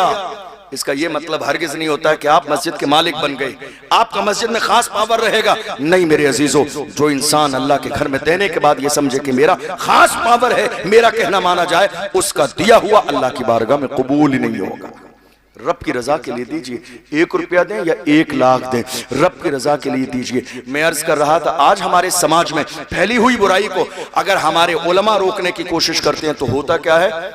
हर चौराहे पर इमाम साहब का जिक्र, हर चौराहे पर इमाम साहब का जिक्र, चाय के होटल पर इमाम साहब का जिक्र, हर गली में इमाम साहब का जिक्र, हर मोहल्ले में इमाम साहब का जिक्र। और प्लानिंग ये की जाती है, कुछ लोग हाथ पैर धो के नहीं, पूरा गुस्ल करके पीछे पड़ जाते हैं कि इमाम साहब की कोई गलती मिले और उसी बुनियाद पर तमाशा बना के इन्हें जलील करके निकाला जाए। याद रखना, एक आलिम को अगर आप अपने मोहल्ले से किसी भी साजिश के तहत, किसी भी साजिश के तहत उसको जलील करके निकालते भी हैं तो याद रखना, अब आपने हमेशा के लिए, कयामत तक के लिए और मरने के बाद तक के लिए आपने अपने लिए जिल्लत खरीद ली है। वरना ये जो इमाम है जिसको आप जलील करके निकाल रहे हैं, अल्लाह ने उसके सीने में कुरान के 30 पारे रखे हैं, ये कहीं जलील नहीं होगा। ये जहां जाएगा अल्लाह इसके खानदान की वजह से नहीं, कुरान की बरकत की वजह से इसे इज्जत अता फरमाएगा, हुजूर की गुलामी की वजह से और हुजूर की नालेन की वजह से इज्जत अता फरमाएगा। इसलिए ईमान का तकाजा ये है, अगर मस्जिद का इमाम या कोई भी आलिम दीन हक बोल रहा हो और अगर हमारे अंदर वो खामी है तो सर झुका के मान लीजिए, इज्जत इसी में है, इज्जत इसी में है कि अगर गलती है तो मान लीजिए। इसलिए कि अगर आज मेरी बात नहीं मानेंगे, किसी आलिम की बात नहीं मानेंगे, मस्जिद के इमाम की, आलिम की, कुरान के हुक्म की अगर आप मुखालिफत करते हैं, कोई बात नहीं, कितने दिन जिएंगे, कितने दिन जिंदा रहेंगे, ये गुरूर कब तक रहेगा, ये दौलत कब तक रहेगी, ये माल कब तक रहेगा, ये शान और शौकत कब तक रहेगी। एक दिन मौत का फरिश्ता तुम्हारे दरवाजे पे दस्तक देगा, जिस दिन दौलत काम नहीं आएगी, जिस दिन माल काम नहीं आएगा, जिस दिन शोहरत काम नहीं आएगी, जिस दिन औलाद काम नहीं आएगी, जिस दिन जमीनें काम नहीं आएगी, जिस दिन फैक्ट्री काम नहीं आएगी, इसलिए तौबा करो अल्लाह से। ऐ मेरे परवरदिगार, अनजाने में जो गुनाह हुए हैं हम तौबा करते हैं और आज अहद करते हैं जब तक जिंदा रहेंगे मोहम्मद अरबी के गुलाम बन के जिंदा रहेंगे। और याद रखना, ये ढोल बाजे डीजे आज हो क्या रहा है हमारे यहाँ, मैंने देखा बड़ी आप परेशान तो नहीं हो रहे? बोल दूं 10-15 मिनट? आज हालत यह है हमारे समाज में, हर शादी में ये ढोल बाजे है या नहीं? कुछ नौजवान बाहर कमाने वाले, कहां? मुंबई, हैदराबाद, अलग अलग जगहों पे। अल्लाह हमारी कौम के जवानों को खूब तरक्की दे, तिजारत दे आपको, अल्लाह आपकी परेशानी को दूर फरमा दे। हमें बुरा नहीं लगता, हम तो खुश होते हैं जब हमारी कौम के जवान तरक्की करते हैं। लेकिन होता क्या है, बाहर से परदेश से कमा कर आने वाले हमारे जवान वो कहते हैं नहीं साहब, अब बड़ी मेहनत से हमने बाजू की कमाई है, ये दौलत हमने कमाई है, अब हम इमाम साहब के हिसाब से भी शादी करेंगे? नहीं साहब, शादी अपने हिसाब से होगी। 6 महीने पहले जिले के अंदर सबसे बड़ी डांस पार्टी कौन सी है उसको बुक कर दो। ऐसा ना हो कि शादी का टाइम आ जाए और उसे कोई बुक करके ले जाए और उसके बाद इस बात का लिहाज नहीं, आप जिस मोहल्ले में रहते हैं उस मोहल्ले में मस्जिद भी है, उस मोहल्ले में नमाज जमात भी होती है, उस मोहल्ले में मदरसा भी है, वहां कुरान की तालीम भी होती है। अल्लाह अकबर, हम ये देख रहे हैं आज हमारे मोहल्ले में ढोल बाजे डीजे बज रहे हैं, नाच गाना डांस पार्टी हो रही है। और हाल क्या है, अजान हो रही है मगर ढोल की आवाज उससे ज्यादा तेज है, अजान हो रही है मगर शोर शराबा उससे ज्यादा है, नमाज और जमात हो रही है मगर ढोल उससे ज्यादा है। और अगर कोई मना कर दे तो हमारी कौम के जवान कहते हैं मेरे बाजू की कमाई है, हमने पैसे कमाए हैं। उलमा कहते हैं फजूल खर्ची है, कहते हैं नहीं मेरे बाजू की कमाई है। मैं कहता हूं ए नादान, ए मेरी कौम के नादान जवान, तुझे अंदाजा नहीं, तू जिस बाजू पे इतराता है इस बाजू में ताकत देने वाली जात भी मेरे रब की है। तू जिस पैसे को कमा कर लाया है वो पैसा देने वाली जात भी मेरे रब की है। तुझे अंदाजा भी नहीं है, अगर इतना गुरूर है तुझे अपनी जवानी पर, इतना गुरूर है अपनी दौलत पर, इतना गुरूर है तुझे अपने पैसे पर, तो जाके किसी बड़े दिल्ली के हॉस्पिटल में चक्कर लगा ले, तुझसे बड़े बड़े सूरमा के हाथों पे फालिज का असर हो गया। जाके चक्कर लगा ले, तुझसे बड़े बड़े मालदार पैसे वाले जमीन जायदाद खानदान वाले, तुझसे ज्यादा बॉडी बिल्डर का हाल ये है, बिस्तर पे पड़े हुए हैं, गले बंद हो गए हैं, बाज़ाब्ता चीरा लगाया जा रहा है। एक लुकमा 6 महीने का जमाना गुजर गया, हल्क से नीचे नहीं उतरा है, लिक्विड 6 महीने से पेट के अंदर चीरा लगा के पहुंचाया जा रहा है। गौर करो, खुदा ने बता दिया बादशाही सिर्फ मेरी है, पावर सिर्फ मेरा है, ताकत सिर्फ मेरी है। गुरूर नहीं, तकब्बुर नहीं, अपने आप को बड़ा समझना नहीं। तुम अल्लाह के बंदे हो। अल्लाह के रसूल ने फरमाया मन तवादा लिल्लाहि रफ़अहुल्लाह, जो अल्लाह के लिए झुक जाता है अल्लाह उसे दर्जों बुलंदियां अता फरमाता है। गुरूर नहीं, तकब्बुर नहीं। तुम किससे गुरूर कर रहे हो? मिसाल के तौर पर अगर आपको मेरी कोई बात बुरी लग रही है, आप मोमिन हैं, मेरे भाई हैं, आप मुझे तन्हाई में कह देंगे हजरत ये बात समझ में नहीं आई, मैं उसकी वजाहत कर दूंगा क्या मतलब था। लेकिन आप उसको सुन के अपने आप को नहीं नहीं ऐसे कैसे कह दिया, याद रखिएगा ये मैं जो बोल रहा हूं ये मेरा फरमान नहीं, मेरी कोई हैसियत नहीं, बात उसकी है जिसकी जबान से जो निकलता है वो हो के रहता है। कौन? मेरे इमाम कहते हैं वो जबान जिसको सब कुन की कुंजी कहे, उसकी नाफिज हुकूमत पे लाखों सलाम। कौन? वो पैगंबर जिसकी शान ये है जो शब को कह दिया दिन है तो दिन निकल आया, जो दिन को कह दिया शब है तो रात हो के रही। या रसूल अल्लाह, तुम्हारे मुंह से जो निकली वो बात हो के रही। वमा यंतिकु अनिल हवा इन हुवा इल्ला वह्यु यूहा, पैगंबर अपनी मर्जी से कुछ नहीं बोलते हैं, हुजूर की जबान से वही निकलता है जो परवरदिगार चाहता है।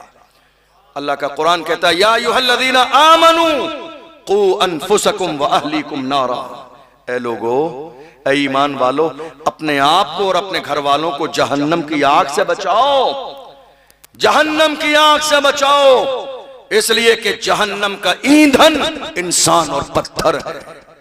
आप गौर तो करो, बुराई नशा हमारे समाज में फैलता जा रहा है। जिना, और बड़ी माजरत के साथ जिना करने वाले, जिना कबीरा गुनाह है, और जिना करने वाले आज के जमाने में सिर्फ नौजवान लड़के नहीं हैं।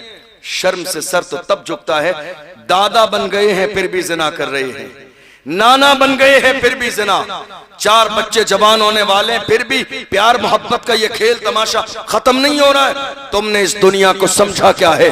दुनिया बनाने वाला परवरदिगार कहता है वमल हयातुद दुनिया इल्ला मताउल गुरूर, दुनिया की जिंदगी तो सिर्फ एक धोखा है। जिसने दुनिया बनाई है वो परवरदिगार कहता दुनिया की जिंदगी एक धोखा है। जवानों याद रखना, जिना, ये शराब, ये शबाब हर जमाने में मेरी कौम के जवानों के सामने शराब और शबाब पेश किया गया, लेकिन हर जमाने में मेरी कौम के जवानों ने शराब और शबाब को ठोकर मार के कहा अपना सब कुछ गुंबद खजरा कल भी था और आज भी है, मेरे नबी से मेरा रिश्ता कल भी था और आज भी है। बतला दो गुस्ताख नबी को गैरत मोमिन जिंदा है, उन पे मर मिटने का जज्बा कल भी था और आज भी है। ये किसी और की फिक्र नहीं, मोहम्मद अरबी के गुलामों की फिक्र है। कहां हैं आप? जिना हमारे समाज में दूर दूर तक हमारे समाज से जिना का कोई वास्ता नहीं था। ये कलमा पढ़ने वाले जवान थे, जिधर निकलते थे इनके किरदार को देखकर लोग कलमा पढ़ के मुसलमान हो जाते थे। मगर अफसोस आज जिना का बाजार गर्म है। आप जानते हैं ये जिना हमारे समाज में आम कैसे हो गया? जिना कई तरीके का है। जिना आंखों का भी है, जिना हाथों का भी है, जिना पैरों का भी है, और जिना जो आप जानते हैं जिना है। याद रखना, अगर अपने इन आंखों से जिना के गलत मनाजिर देख रहे हैं इंटरनेट पर तो ये आंखों का जिना है। हाथों से जिना कर रहे हैं तो ये हाथों का जिना है। जिना की तरफ जा रहे हैं तो ये पैरों का जिना है। याद रखना, जिना करने वाला इंसान कुछ भी हो सकता है मगर दुनिया में कामयाब नहीं हो सकता है। मेरे नबी फरमाते हैं जिना में 6 मुसीबतें हैं, 3 मुसीबतें दुनिया में है, 3 मुसीबतें मरने के बाद हैं। मेरे नबी ने फरमाया जिना करने वाले इंसान की दुनिया में जो 3 मुसीबतें हैं, पहली मुसीबत यह है कि उसका चेहरा बिगाड़ दिया जाता है, उसके चेहरे से नूर खत्म हो जाता है, उसके चेहरे से रौनक खत्म हो जाती है। आप क्या समझ रहे हैं? किसी शादी में जाने के लिए, शादी ब्याह के मौके पर, वलीमे के मौके पर, किसी फंक्शन के मौके पर आप जाके किसी बड़े सैलून वाले के यहाँ बहुत ज्यादा मुंह को जो है रगड़वा लेंगे, फेशियल करा लेंगे, चेहरा चमक जाएगा? हरगिज ऐसा नहीं होगा, इसलिए कि रौनक देने वाले ने रौनक छीन ली है, नूर देने वाले ने नूर छीन लिया है, चेहरा बिगाड़ दिया गया है। दुनिया की किसी क्रीम की इतनी औकात नहीं जो आपके चेहरे को चमका दे जब तक मेरा परवरदिगार ना चमकाए। समझो जवानों, तुम्हें दुनिया में किसी क्रीम की जरूरत नहीं थी। हमारे पास सबसे बड़ी क्रीम ये पानी था, जिससे हम वजू करते थे तो हमारा चेहरा चमक जाता था। आज हमें इन सारी चीजों की जरूरत है। तुमने गौर ही नहीं किया ये चेहरे बेरौनक कैसे हो रहे हैं, ये हमारे चेहरे खराब कैसे हो रहे हैं, हमारे चेहरों से रौनक खत्म क्यों हो जा रही है। मेरे आका ने फरमाया जिना करने वाले इंसान की पहली मुसीबत यह है कि चेहरे से रौनक खत्म कर दी जाती है। या रसूलल्लाह दूसरी बताइए। दूसरी इतनी गजबनाक है, अल्लाह अकबर। हुजूर ने फरमाया उस इंसान के कारोबार से तमाम चीजें खत्म, कारोबार फेल हो जाता है, एक एक लुकमे के लिए तरस जाता है इंसान।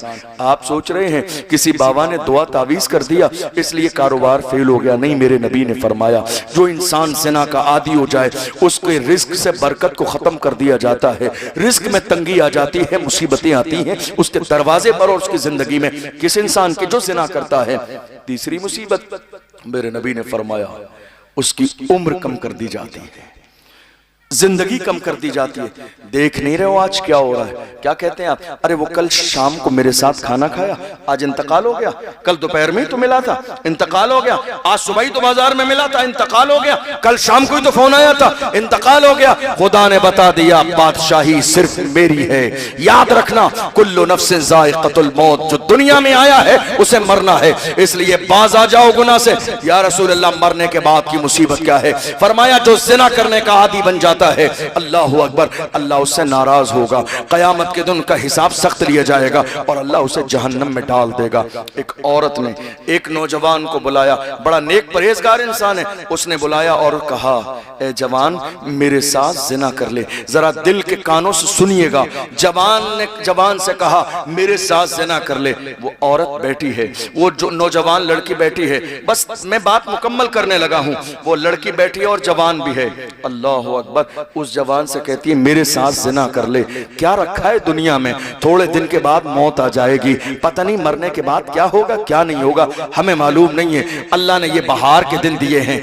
यही सोच आज हमारे कुछ नौजवानों की है, दोबारा जिंदगी नहीं मिलेगी, इसलिए जो आए हैं लज्जत हासिल कर लीजिए, जिंदगी दी है तो मजे कर लीजिए। याद रखिएगा ये सोच कभी भी ईमान वाले की नहीं हो सकती। ईमान वाले की सोच क्या है, हमारे लिए असल ठिकाना जन्नत है, ये दुनिया मोमिन के लिए कैद खाना है। मेरे आका का फरमान है अब दुनिया सिजनुल मोमिन व जन्नतुल काफिर, दुनिया मोमिन के लिए कैद खाना है और जिसने इस्लाम का कलमा नहीं पढ़ा जन्नत तो उसके लिए है, हमारे लिए जन्नत मरने के बाद है। ये किसी और का फरमान नहीं, सादिक व मसदूक पैगंबर का फरमान है।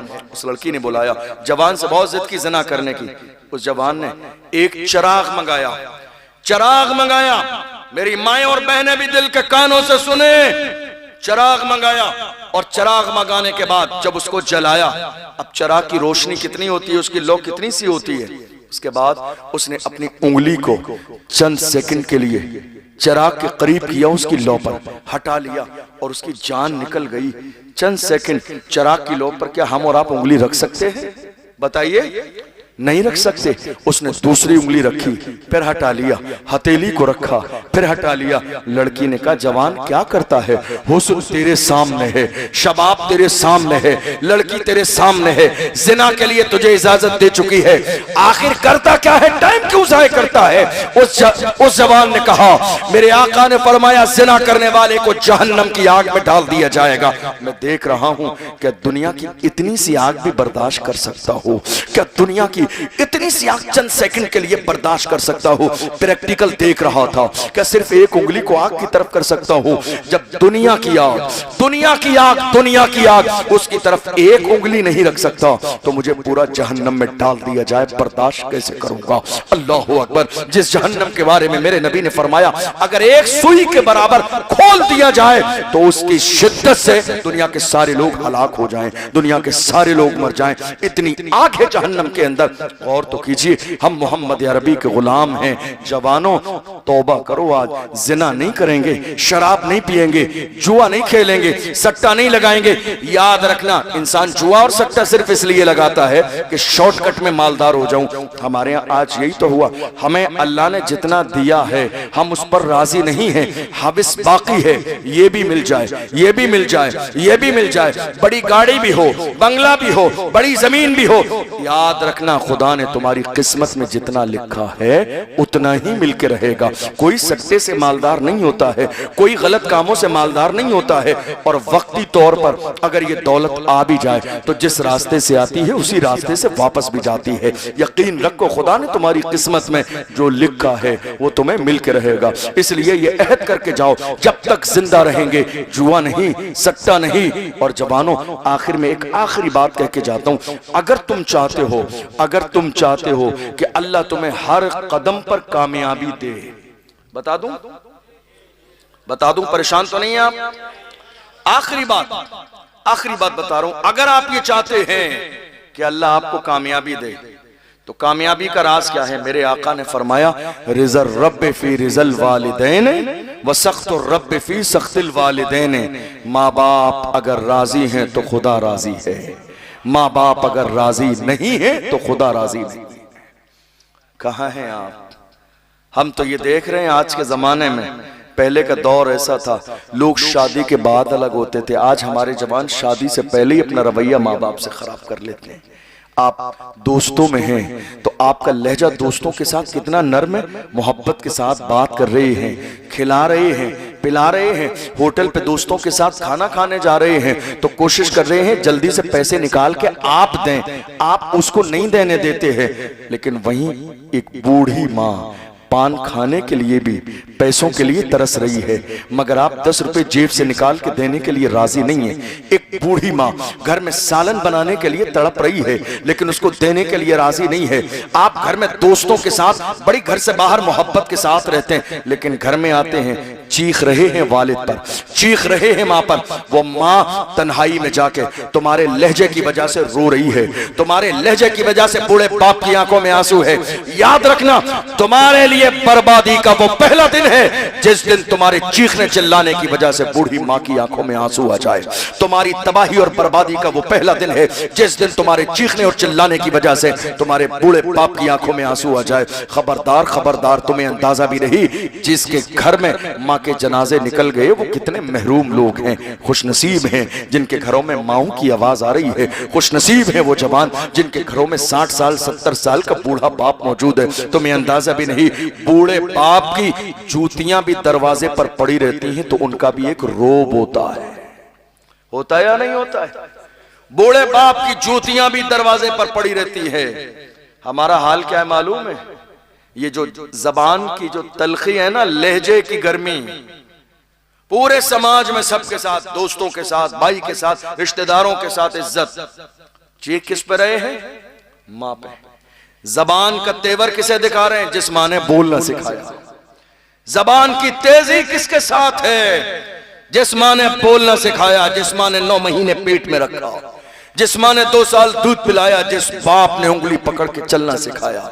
जवानों, ये शिकायत है। हम जलसों में जाते हैं, कितने बुजुर्गान दीन मुलाकात के लिए आते हैं, हम उनसे कहते हैं चचा खैर से हैं, तो वो अल्हम्दुलिल्लाह बाद में कहते हैं, आंख से आंसू पहले निकलता है, कहते हैं हजरत क्या खैरियत है, मिन्नत मुरादों का एक बेटा, दुनिया में सारी जगह चले गए दुआ करने के लिए, ऐ अल्लाह मुझे एक बेटा दे दे, पूरी जिंदगी उस पर लगा दी, कभी अच्छे कपड़े न पहने सिर्फ बेटे के लिए, सारी जिंदगी की हर जायज ख्वाहिश पूरी की, लेकिन आज जवान होने के बाद हमें डांटता भी है, गाली भी देता है, मौका लगता है तो मारता भी है, घर से भी निकाल दिया है। साल भर इंतजार करते हैं एक नजर उसका चेहरा देखने को मिल जाए। शादी हो गई है, बीवी अलग लेके चली गई, पीठ देखने के लिए तरस गए हैं। साल में एक दिन भी ईद के दिन सलाम करने के लिए आता नहीं है। ये हाल मेरी कौम के जवानों का है। मुझसे किसी ने कहा, मैंने कहा फैमिली में कितने लोग हैं? कहा 4 लोग हैं। कौन कौन है? कहा मैं हूं, मेरी बीवी है, एक बेटा एक बेटी है। मैंने कहा नादान, वो घर घर नहीं है जिस घर में बूढ़ी मां न हो, वो घर घर नहीं है जिसमें बूढ़ा बाप न हो। जिस घर में माँ बाप को बेइज्जत करके निकाल दिया जाए उस घरों में कभी भलाइयां नहीं आती हैं। मेरी कौम का मिजाज ये बन गया, चलो साहब अजमेर शरीफ चलो, चादर लेकर 50,000 की चादर चढ़ा के आएंगे। कोई चांदी की भी चादर लेके जाता है, कोई फूलों की चादर लेके जाता है, 50,000 की चादर गरीब नवाज की बारगाह में। याद रखना, पहले चादर माँ को दो तो गरीब नवाज चादर को कबूल करेंगे, और अगर बूढ़े माँ बाप को चादर नहीं दोगे तो गरीब नवाज की बारगाह में तुम्हारी चादर को कबूल न किया जाएगा। इसलिए कि अल्लाह ने गरीब नवाज को इतना बड़ा मर्तबा जो दिया है वो माँ की दुआओं से दिया है। वो शख्स तो वली बन ही नहीं सकता जिसे माँ राजी न हो और दुआ न दे। जवानों, अहद करके जाओ, हम जब तक जिंदा रहेंगे बूढ़े माँ को कभी गाली नहीं देंगे, बूढ़े बाप को कभी बुरा नहीं कहेंगे, इसलिए कि ये खेती की तरह है। गेहूं लगाएंगे तो मक्की नहीं काटेंगे।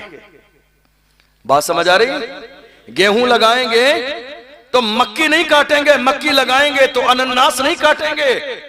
जो खेत में बोएंगे 6 महीने के बाद या साल के बाद काटेंगे वही जो लगाया है। आज आप जवान हैं, ये 10-10 साल के 4 बच्चे आपके साथ हैं, अपने 70 साल के बूढ़े बाप को गाली दे रहे हैं, इज्जत नहीं कर रहे हैं, बात नहीं कर रहे हैं, घर से निकाल दिया। तैयार रहिए, इससे ज्यादा आपके साथ होने वाला है। इस्लाम का मिजाज ये है, कमा तदीन तुदान, तुम जैसा करोगे वैसा ही तुम्हारे साथ किया जाएगा। जुल्म करोगे तो जुल्म उतना करो जितना तुम जुल्म बर्दाश्त कर सकते हो। माँ बाप तुम्हें अंदाजा भी नहीं है। अल्लाह अकबर, कितनी अजीम है ये माँ, कितनी मकाम वाली है ये माँ। हम महीने में 20,000 कमा रहे हैं, माँ के हाथ में कितना देते हैं हमारे जवान? मुश्किल से 2,000। 20,000 कमाने वाला कितने? 2,000। और अगर माँ 20 दिन के बाद दोबारा से पैसे मांग ले तो हम उन 2,000 का हिसाब लेते हैं। 2,000 दिए तो थे, कहाँ गए? जवानों, तुम्हें अंदाजा भी नहीं, ये जो 18,000 तुम्हारी जेब में पड़े हैं और जेब में तुम्हारे 10,000 तो दोस्तों पर होटलबाजी में खर्च हो रहे हैं, सिर्फ इसलिए कि दोस्तों के ग्रुप में तुम्हारी इज्जत बढ़ जाए कि नहीं बहुत खर्च करने वाला है।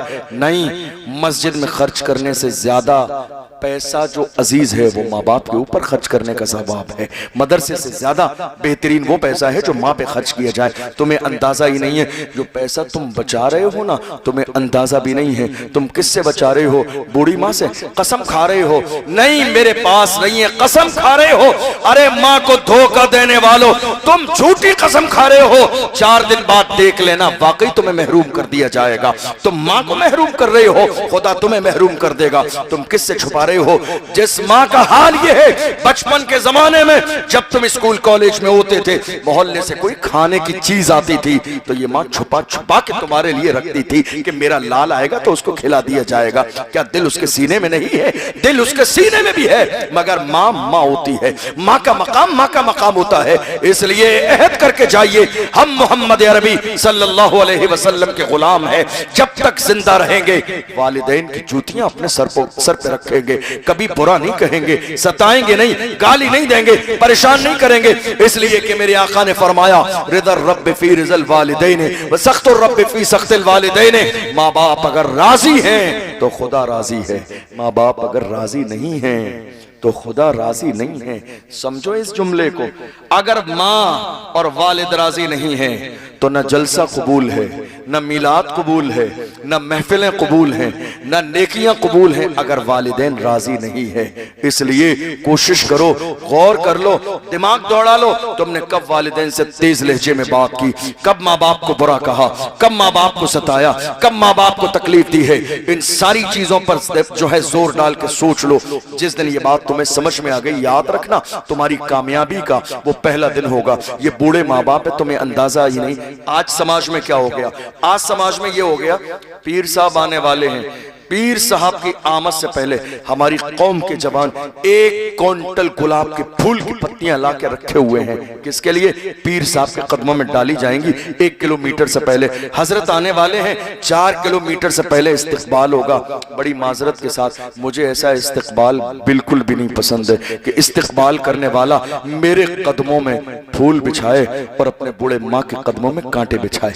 मुझे ऐसा इस्तकबाल बिल्कुल भी नहीं गवारा है। मेरा इस्तकबाल न करें, इस्तकबाल करना है तो उस बूढ़ी माँ का करें जिसने साल में कभी एक दिन भी छुट्टी नहीं ली है, 365 दिन उसने काम किया है, जिसने पूरी जिंदगी लगा दी सिर्फ तुम्हें जवान करने के लिए। इस्तकबाल जिंदगी में कभी उसका भी तो करें। ये दुनिया का मिजाज है। दुनिया क्या कहती है? आज मदर्स डे आया है, माँ का दिन। ये दुनिया का मिजाज है कि साल में एक दिन माँ का दिन होता है, मदर्स डे। इस्लाम का मिजाज ये है, हर दिन माँ का दिन है, हर लम्हा माँ का लम्हा है, हर घंटा माँ का घंटा है। इसलिए कि माँ राजी है तो खुदा राजी है, माँ राजी नहीं है तो खुदा राजी नहीं है। हमने क्या सोचा है? नहीं साहब, हम हाथ पीर साहब के चूमेंगे, पीर साहब राजी हो जाएंगे। घंटों लाइन लगा रहे हैं पीर साहब के हाथ चूमने के लिए। जिसके कदमों के नीचे जन्नत है, क्या जिंदगी में एक बार कभी उस बूढ़ी माँ का तलवा चूमा तुमने? जिसके कदमों के नीचे जन्नत है, कभी एक बार उसकी पेशानी को बोसा दिया? जिसके कदमों के नीचे जन्नत है, कभी जाके उसके कदमों में आधा घंटे के लिए उसका दिल का हाल लेने के लिए बैठे? आज हाल यह है, हमारे पास बूढ़ी माँ के पास पूरे 365 दिन गुजर जाते हैं, आधा घंटे भी हम अपने बूढ़े माँ बाप के पास जाके नहीं बैठते हैं, बाप के रूम में जाके नहीं बैठते हैं। बल्कि कई बार ऐसा होता है, हमारे बूढ़े बाप रात को पैर दबाने के लिए आवाज दे दे तो अल्हम्दुलिल्लाह हम अपनी बुराई जो है, अपनी बीमारी जाहिर कर देते हैं कि मेरी अपनी तबीयत सही नहीं है। ऐ मेरी कौम के जवानों, हाथ जोड़ के कहता हूं, सबसे बड़ा पीर तुम्हारे घर में तुम्हारी माँ मौजूद है, सबसे बड़ा पीर तुम्हारी जिंदगी में तुम्हारे बाप मौजूद है। इन दोनों को राजी कर लो, अल्लाह तुम्हारी दुनिया और आखिरत दोनों को बेहतर कर देगा। याद रखना, कई बार राजस्थान में मेरे साथ ऐसा हुआ, किसी शख्स ने शोरूम से नई गाड़ी निकाली और नई गाड़ी निकालने के बाद लाके मेरे दरवाजे पे खड़ी कर दी। कहा हजरत, कई साल पहले से मेरी ख्वाहिश थी, मैं नई गाड़ी शोरूम से लाके आपके दरवाजे पे खड़ा करूंगा कि पहला कदम हजरत का रखे।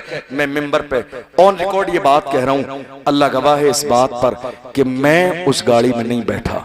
मैंने कहा मुझसे ज्यादा बरकत वाले कदम तेरे घर में तेरी माँ के हैं, मुझसे ज्यादा बरकत वाले कदम तेरे घर में तेरे बूढ़े बाप के हैं, और मुझसे ज्यादा हक तेरे बूढ़े माँ बाप का है, पहले उनका हक है, उनको बिठा, उसके बाद मैं तेरे साथ चलूंगा।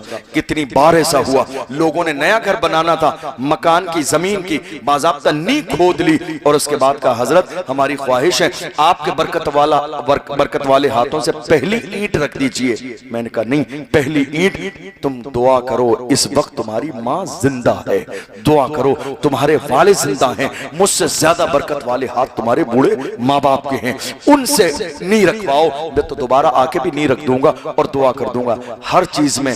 और जानते हो बुजुर्गों से पूछा गया माँ बाप को जब कुछ देना हो, पैसे देना हो, तो देने का तरीका क्या है, शान क्या है? फरमाया ऐसे मत दो कि तुम्हारा हाथ ऊपर हो, उनका हाथ नीचे हो। ये माँ बाप को देने का अंदाज नहीं है। माँ बाप को देने का अंदाज ये है जब उनको पैसे दो तो अपने हथेलियों पे रख के पेश करो कि वो कबूल कर लें, ताकि उनका हाथ जो है ऊपर हो और देने वाला तुम्हारा हाथ नीचे हो। माँ बाप को देने का अंदाज ये है। और याद रखना, जिंदगी में तरजीह हमेशा माँ बाप को दो। ये मैं तुम्हें फार्मूला इसलिए बता रहा हूं, अगर तुम चाहते हो कि तुम्हारी भी शान और शौकत थोड़े जमाने के बाद बन जाए, तुम भी इज्जत के साथ बुढ़ापे में जिंदगी गुजार के जाओ, चाहते हो तो अपने बूढ़े माँ बाप के साथ भलाई करो। इस्लाम का मिजाज ये है, कमा तदीन तुदान, तुम जैसा करोगे वैसा ही तुम्हारे साथ किया जाएगा। इज्जत दोगे बूढ़े माँ बाप को तो तुम्हें भी इज्जत मिलेगी। हम ये देख रहे हैं पुराने बाप के जमाने में एक पुराना घर था, जिस पुराने घर में पूरी फैमिली रहती थी। औलाद ने थोड़े से पैसे कमाने के बाद बराबर में जमीन लेकर या खानदानी जमीन लेकर एक मकान बना लिया। मकान बनाने के बाद बीवी तो शिफ्ट हो गई, बच्चे तो शिफ्ट हो गए, वो जवान तो शिफ्ट हो गया, लेकिन बूढ़े माँ बाप कहाँ पड़े हुए? उसी पुराने घर में जिसकी दीवारें टूटने वाली हैं, पुराना बोसीदा मकान है। उनके घर में ना एसी है, हल्के हत्ता के कई जगह देखा हमने अपनी आंखों से, लाइट भी नहीं आती है, पंखे का सिस्टम भी नहीं है, 42 डिग्री 45 डिग्री गर्मी है। जवान एसी घर में है सामने और बूढ़ी माँ टूटने वाले घर में पड़ी है। जवानों होना तो ये चाहिए था, तुम्हारे घर में सबसे बेहतरीन कमरा अगर किसी का हो तो तुम्हारी बूढ़ी माँ का हो। बेहतरीन कमरा तुम्हारे घर में अगर किसी का हो तो तुम्हारे बूढ़े माँ बाप का हो। इसलिए कि हाकिम घर के अंदर माँ है, हाकिम घर के अंदर वालिद है। जब तक ये दोनों जिंदा है, सबसे घर के अंदर हुक्म इनका चलेगा। ये मत सोचो कि 4 दिन तो तुम जब पैसे कमाना शुरू कर दिए तो अब बात तुम्हारी मानी जाएगी, ये किसी काबिल न रहे। नहीं मेरे अजीजों, हाथ जोड़ के कहता हूं, आप मेरे भाई हैं, चाहते हो कि अल्लाह तुम्हें इज्जत दे, इन बूढ़े माँ बाप के कदमों को पकड़ लेना, जाके माफी मांग लेना। अल्लाह ने इनका दिल बड़ा किया है, थोड़ी सी तुम्हारी बात पर तुम्हारी खताओं को माफ कर देंगे। हम ये देख रहे हैं कितने लोग जिन्होंने माँ बाप से राब्ता खत्म कर दिया, दूर जाके रहने लगे। 10 बार मोहल्ले वालों ने, खानदान वालों ने फोन किया, माँ बीमार है, मरने वाली है, आए नहीं। लेकिन जब आए, जब उन्हें इंतकाल की खबर मिली, और जब इंतकाल की खबर मिली, दूरी इतनी ज्यादा है कि अगर आएंगे तो 2 से 3 दिन का टाइम लगेगा। जानते हो, रिश्तेदारों ने कहा ऐसा करें, बर्फ की सिल्ली लगा के इसको रख दें। समझ आ रही बात? नहीं आ रही है? बर्फ की सिल्ली लगा के रख दीजिए। कितने दिन के लिए? 2 दिन के लिए। बेटा आएगा तो नमाज पढ़ लेगा जनाजे की। मैं कहता हूं उसको जितना जल्दी हो दफन कर दो। अरे जिसने जिंदगी में चेहरा नहीं देखा वो मरने के बाद चेहरा देखेगा तो क्या हो जाएगा? ये वही है ना जो छोड़ के चला गया था, ये वही है। 10 बार रिश्तेदारों ने फोन किया था, माँ बीमार है, कहा मेरा सीजन चल रहा है, बच्चों की छुट्टी नहीं है, आया नहीं। कोई सीजन याद रखना माँ से ज्यादा कीमती नहीं है, कोई भी तालीम माँ से ज्यादा कीमती नहीं है, कोई भी डिग्री माँ के मकाम से ज्यादा कीमती नहीं है। इसलिए माँ बाप पहले हैं, इनको पहले रखो। हमने एक जवान को देखा 40 में की नियाज होती है, आप क्या होती नहीं होती? 40 में की नियाज, 5000 लोग थे उसमें, खाना कर दिया पूरे गांव का।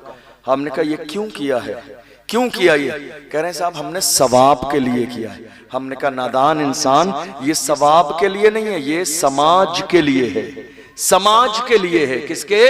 समाज के लिए, सवाब के लिए नहीं है। हमने देखा था माँ जिंदा थी तो तू सलाम नहीं करता था, बात नहीं करता था, तूने घर में नहीं रखा, तूने 4, 10, 20 रुपए 50 रुपए खाने के लिए नहीं दिए। वो बूढ़ी माँ पान खाती थी, पान का खर्चा तूने जिंदगी में उठाया नहीं। 5000 लोगों को खाना खिला के कहता है सवाब के लिए कर रहा हूं। जालिम अब भी तो शर्मिंदा हो जा, तुझे अंदाजा नहीं मरना भी है, कब्र में मुनकर नकीर आएंगे, सवालो जवाब भी होना है।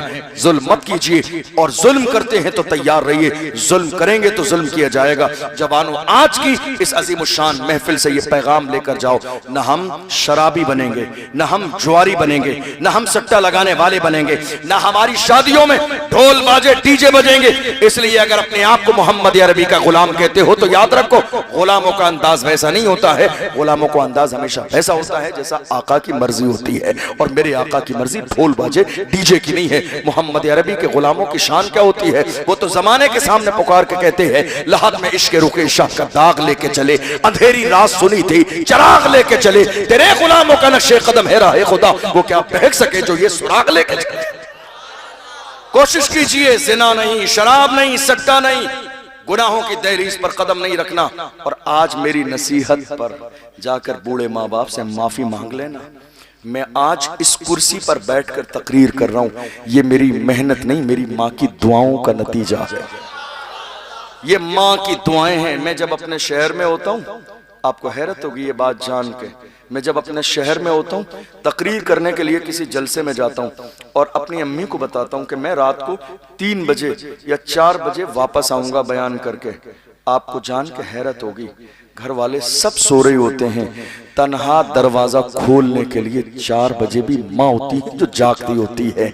सर्दी में, दिसंबर की, जनवरी की, फरवरी की सर्दी में ये बूढ़ी माँ है। नींद सबको आ गई, लेकिन एक बूढ़ी माँ का दिल ऐसा है, 60 साल 70 साल की बूढ़ी माँ जाग रही है दरवाजा खोलने के लिए। ऐ माँ तुझे नींद नहीं आई? कहा मुझे नींद कैसे आ सकती है, मेरा लाल तो घर के बाहर है। जिस माँ का बेटा घर के बाहर हो उस माँ को नींद कैसे आ सकती है? जवानों, तुम सर्दी के जमाने में रात के 2 बजे तक पट्टियों पर बैठकर बातें करते हो, रात के 2 बजे घर जाते हो, तुम्हारी माँ दरवाजा खोलने के लिए जाग रही हो और माँ ये पूछ लेती है ना कहां था, तो हमारे जवानों को गुस्सा आ जाता है। कहते हैं माँ तू दिन भर हर चीज का हिसाब रखती है। अरे नादान इंसान, तुझे गुस्सा आ रहा है ये पूछने पर हिसाब रखती है?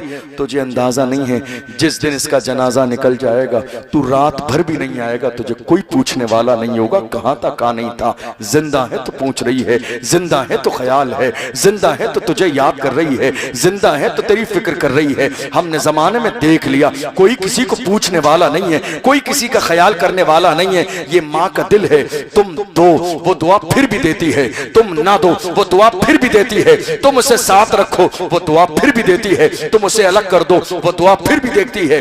और मेरा जुमला याद रखना, मैंने कुरान और हदीस में तो पढ़ा ही है, अपनी पूरी जिंदगी का तजर्बा और निचोड़ बता रहा हूं। जिंदगी में मैंने आज तक उस शख्स को कामयाब नहीं देखा जिसने अपने वालिदैन को नाराज कर दिया है। वो कभी नाराज नहीं हो सकता। मैं ये बात बड़ी मोहब्बत में आपसे इसलिए कह रहा हूँ क्योंकि आप बड़े अच्छे लोग हैं, दीनदार लोग हैं, ईमानदार लोग हैं, मोहब्बत वाले लोग हैं। अगर आज आपकी तरक्कियों में रुकावट है तो गौर करना कहीं माँ बाप की नाफरमानी तो नहीं है। अगर तरक्कियों में रुकावट है तो गौर करना कहीं शराब तो नहीं है। अगर तुम्हारी तरक्कियों में रुकावट है तो गौर करना इन जितने भी जिना होते हैं ना, आंखों का जिना, हाथों का जिना, पैरों का जिना और किसी भी तरह का जिना, याद रखना दुनिया की हर चीज के 2 पहलू होते हैं।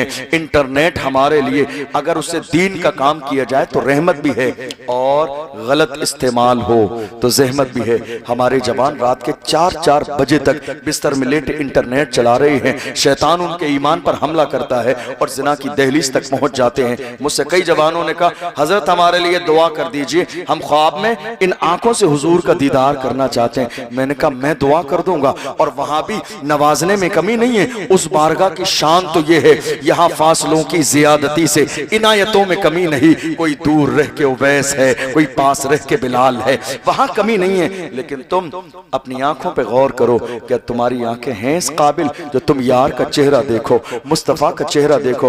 रात के अंधेरे में तुमने अपनी इन आंखों से क्या देखा है? गौर करो, गौर। तुम ये जो रील्स देख रहे हो, ये तो जो गंदा मवाद है, ये जो गंदे फोटो हैं, ये नंगे जिस्म जो तुम्हारी निगाहों के सामने से गुजर रहे रही हैं। इतना सब कुछ करने के बाद कहो हमें ख्वाब में मुस्तफा नहीं नजर आते हैं। अरे जिन्होंने अपनी आंखों को पाक रखा है, जलालुद्दीन सुयूती ने जिंदगी में खुली आंखों से 70 बार मेरे नबी का दीदार किया है।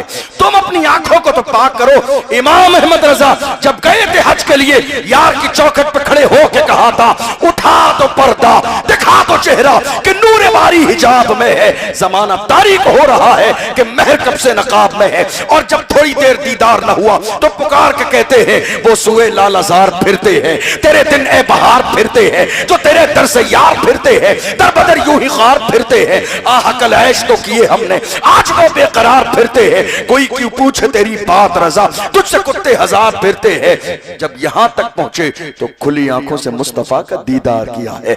और जब दीदार कर लिया, जब देख लिया तो कसम खा के कहा, तू जिंदा है वल्ला, तू जिंदा है वल्ला, मेरे चश्मे आलम से छुप जाने वाले। कोशिश करो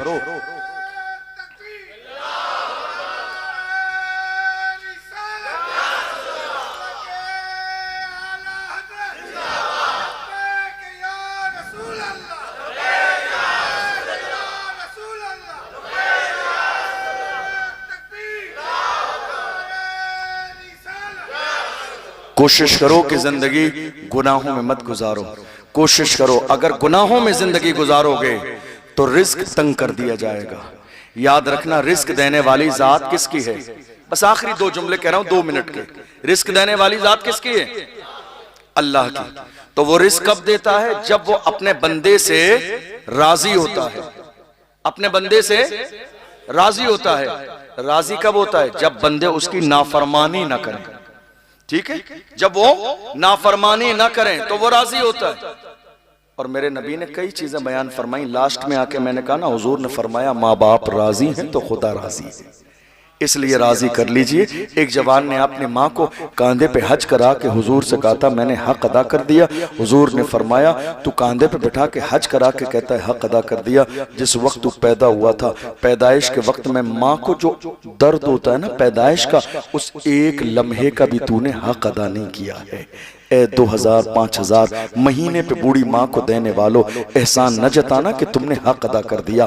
तुमने माँ बाप को उम्रे पर हज पर भेज दिया, कोई एहसान नहीं है। एहसान तो परवरदिगार का है कि ये खिदमत अल्लाह ने तुमसे ली है। जब तुम अच्छा काम कर दो तो उसकी निस्बत अल्लाह की तरफ लिया करो, अल्लाह तेरा शुक्र है कि तूने मुझसे ये काम ले लिया। और जब गुनाह हो जाए तो निस्बत अपनी तरफ करो, ऐ अल्लाह मेरे गुनाह को माफ कर दे। जवानों, हाथ जोड़ के यही कहता हूँ, तुम हुजूर की मोहब्बत का नारा लगाते हो, हुजूर का दामन नहीं छोड़ेंगे, तो ये अहद करके जाओ, नियत करके जाओ। मैं बार बार जोर इसलिए दे रहा हूं चूंकि आप मेरे अपने हो। मैं ये नहीं चाहता हूं कि तुम मुसलमान बन के भी रहो और अमली तौर पर तुम हुजूर के दीन की मुखालिफत करो। ये कसम खा के जाना, शराब से दूरी रहेगी, जिना से दूरी रहेगी, गुनाह से दूरी रहेगी, ढोल बाजे से दूरी रहेगी। हम माँ बाप के फर्मा बरदार रहेंगे, दीनदार रहेंगे, उलमा के वफादार रहेंगे, मोहम्मद अरबी के सच्चे गुलाम रहेंगे। जब तक जिएंगे हुजूर का नाम लेके जिएंगे और दुनिया से जाएंगे हुजूर का नाम लेते जाएंगे। हमारा यही अंदाज होगा। असल में ताखीर बहुत ज्यादा हो गई, अगर यही वक्त मुझे पहले मिला होता। अभी इस वक्त में अब मैंने बोलना शुरू किया है और ऐसी बेशुमार चीजें मेरे जहन में आ रही हैं कि मैं बताऊं तो शायद वो आपके लिए बहुत फायदे की हों, लेकिन 3 बज चुके हैं पूरे घड़ी में, अब गुंजाइश नहीं। कोशिश कीजिएगा आने वाली साल में जरा सा जलसे को मेंटेन करें टाइम के एतबार से। अल्लाह की बारगाह में दुआ है, परवरदिगार आलम हमने जो सुना है इसे समझने और अमल करने की तौफीक अता फरमाए। वक्त में देखिए गुंजाइश नहीं, हमारी नज़र यहाँ बैठकर पूरे मजमे पे होती है। हम आपका कहना दिल से मानते हैं, आप सुनना चाहते हैं, लेकिन और भी बुजुर्ग हैं, सब परेशान हैं। आइंदा जब इस तरह का टाइम मेंटेन करेंगे तो कोशिश करेंगे। अल्लाह हमारी इस महफिल को कबूल फरमाए। खड़े हो जाइए, सल्लल्लाहु अलैहि वसल्लम पर।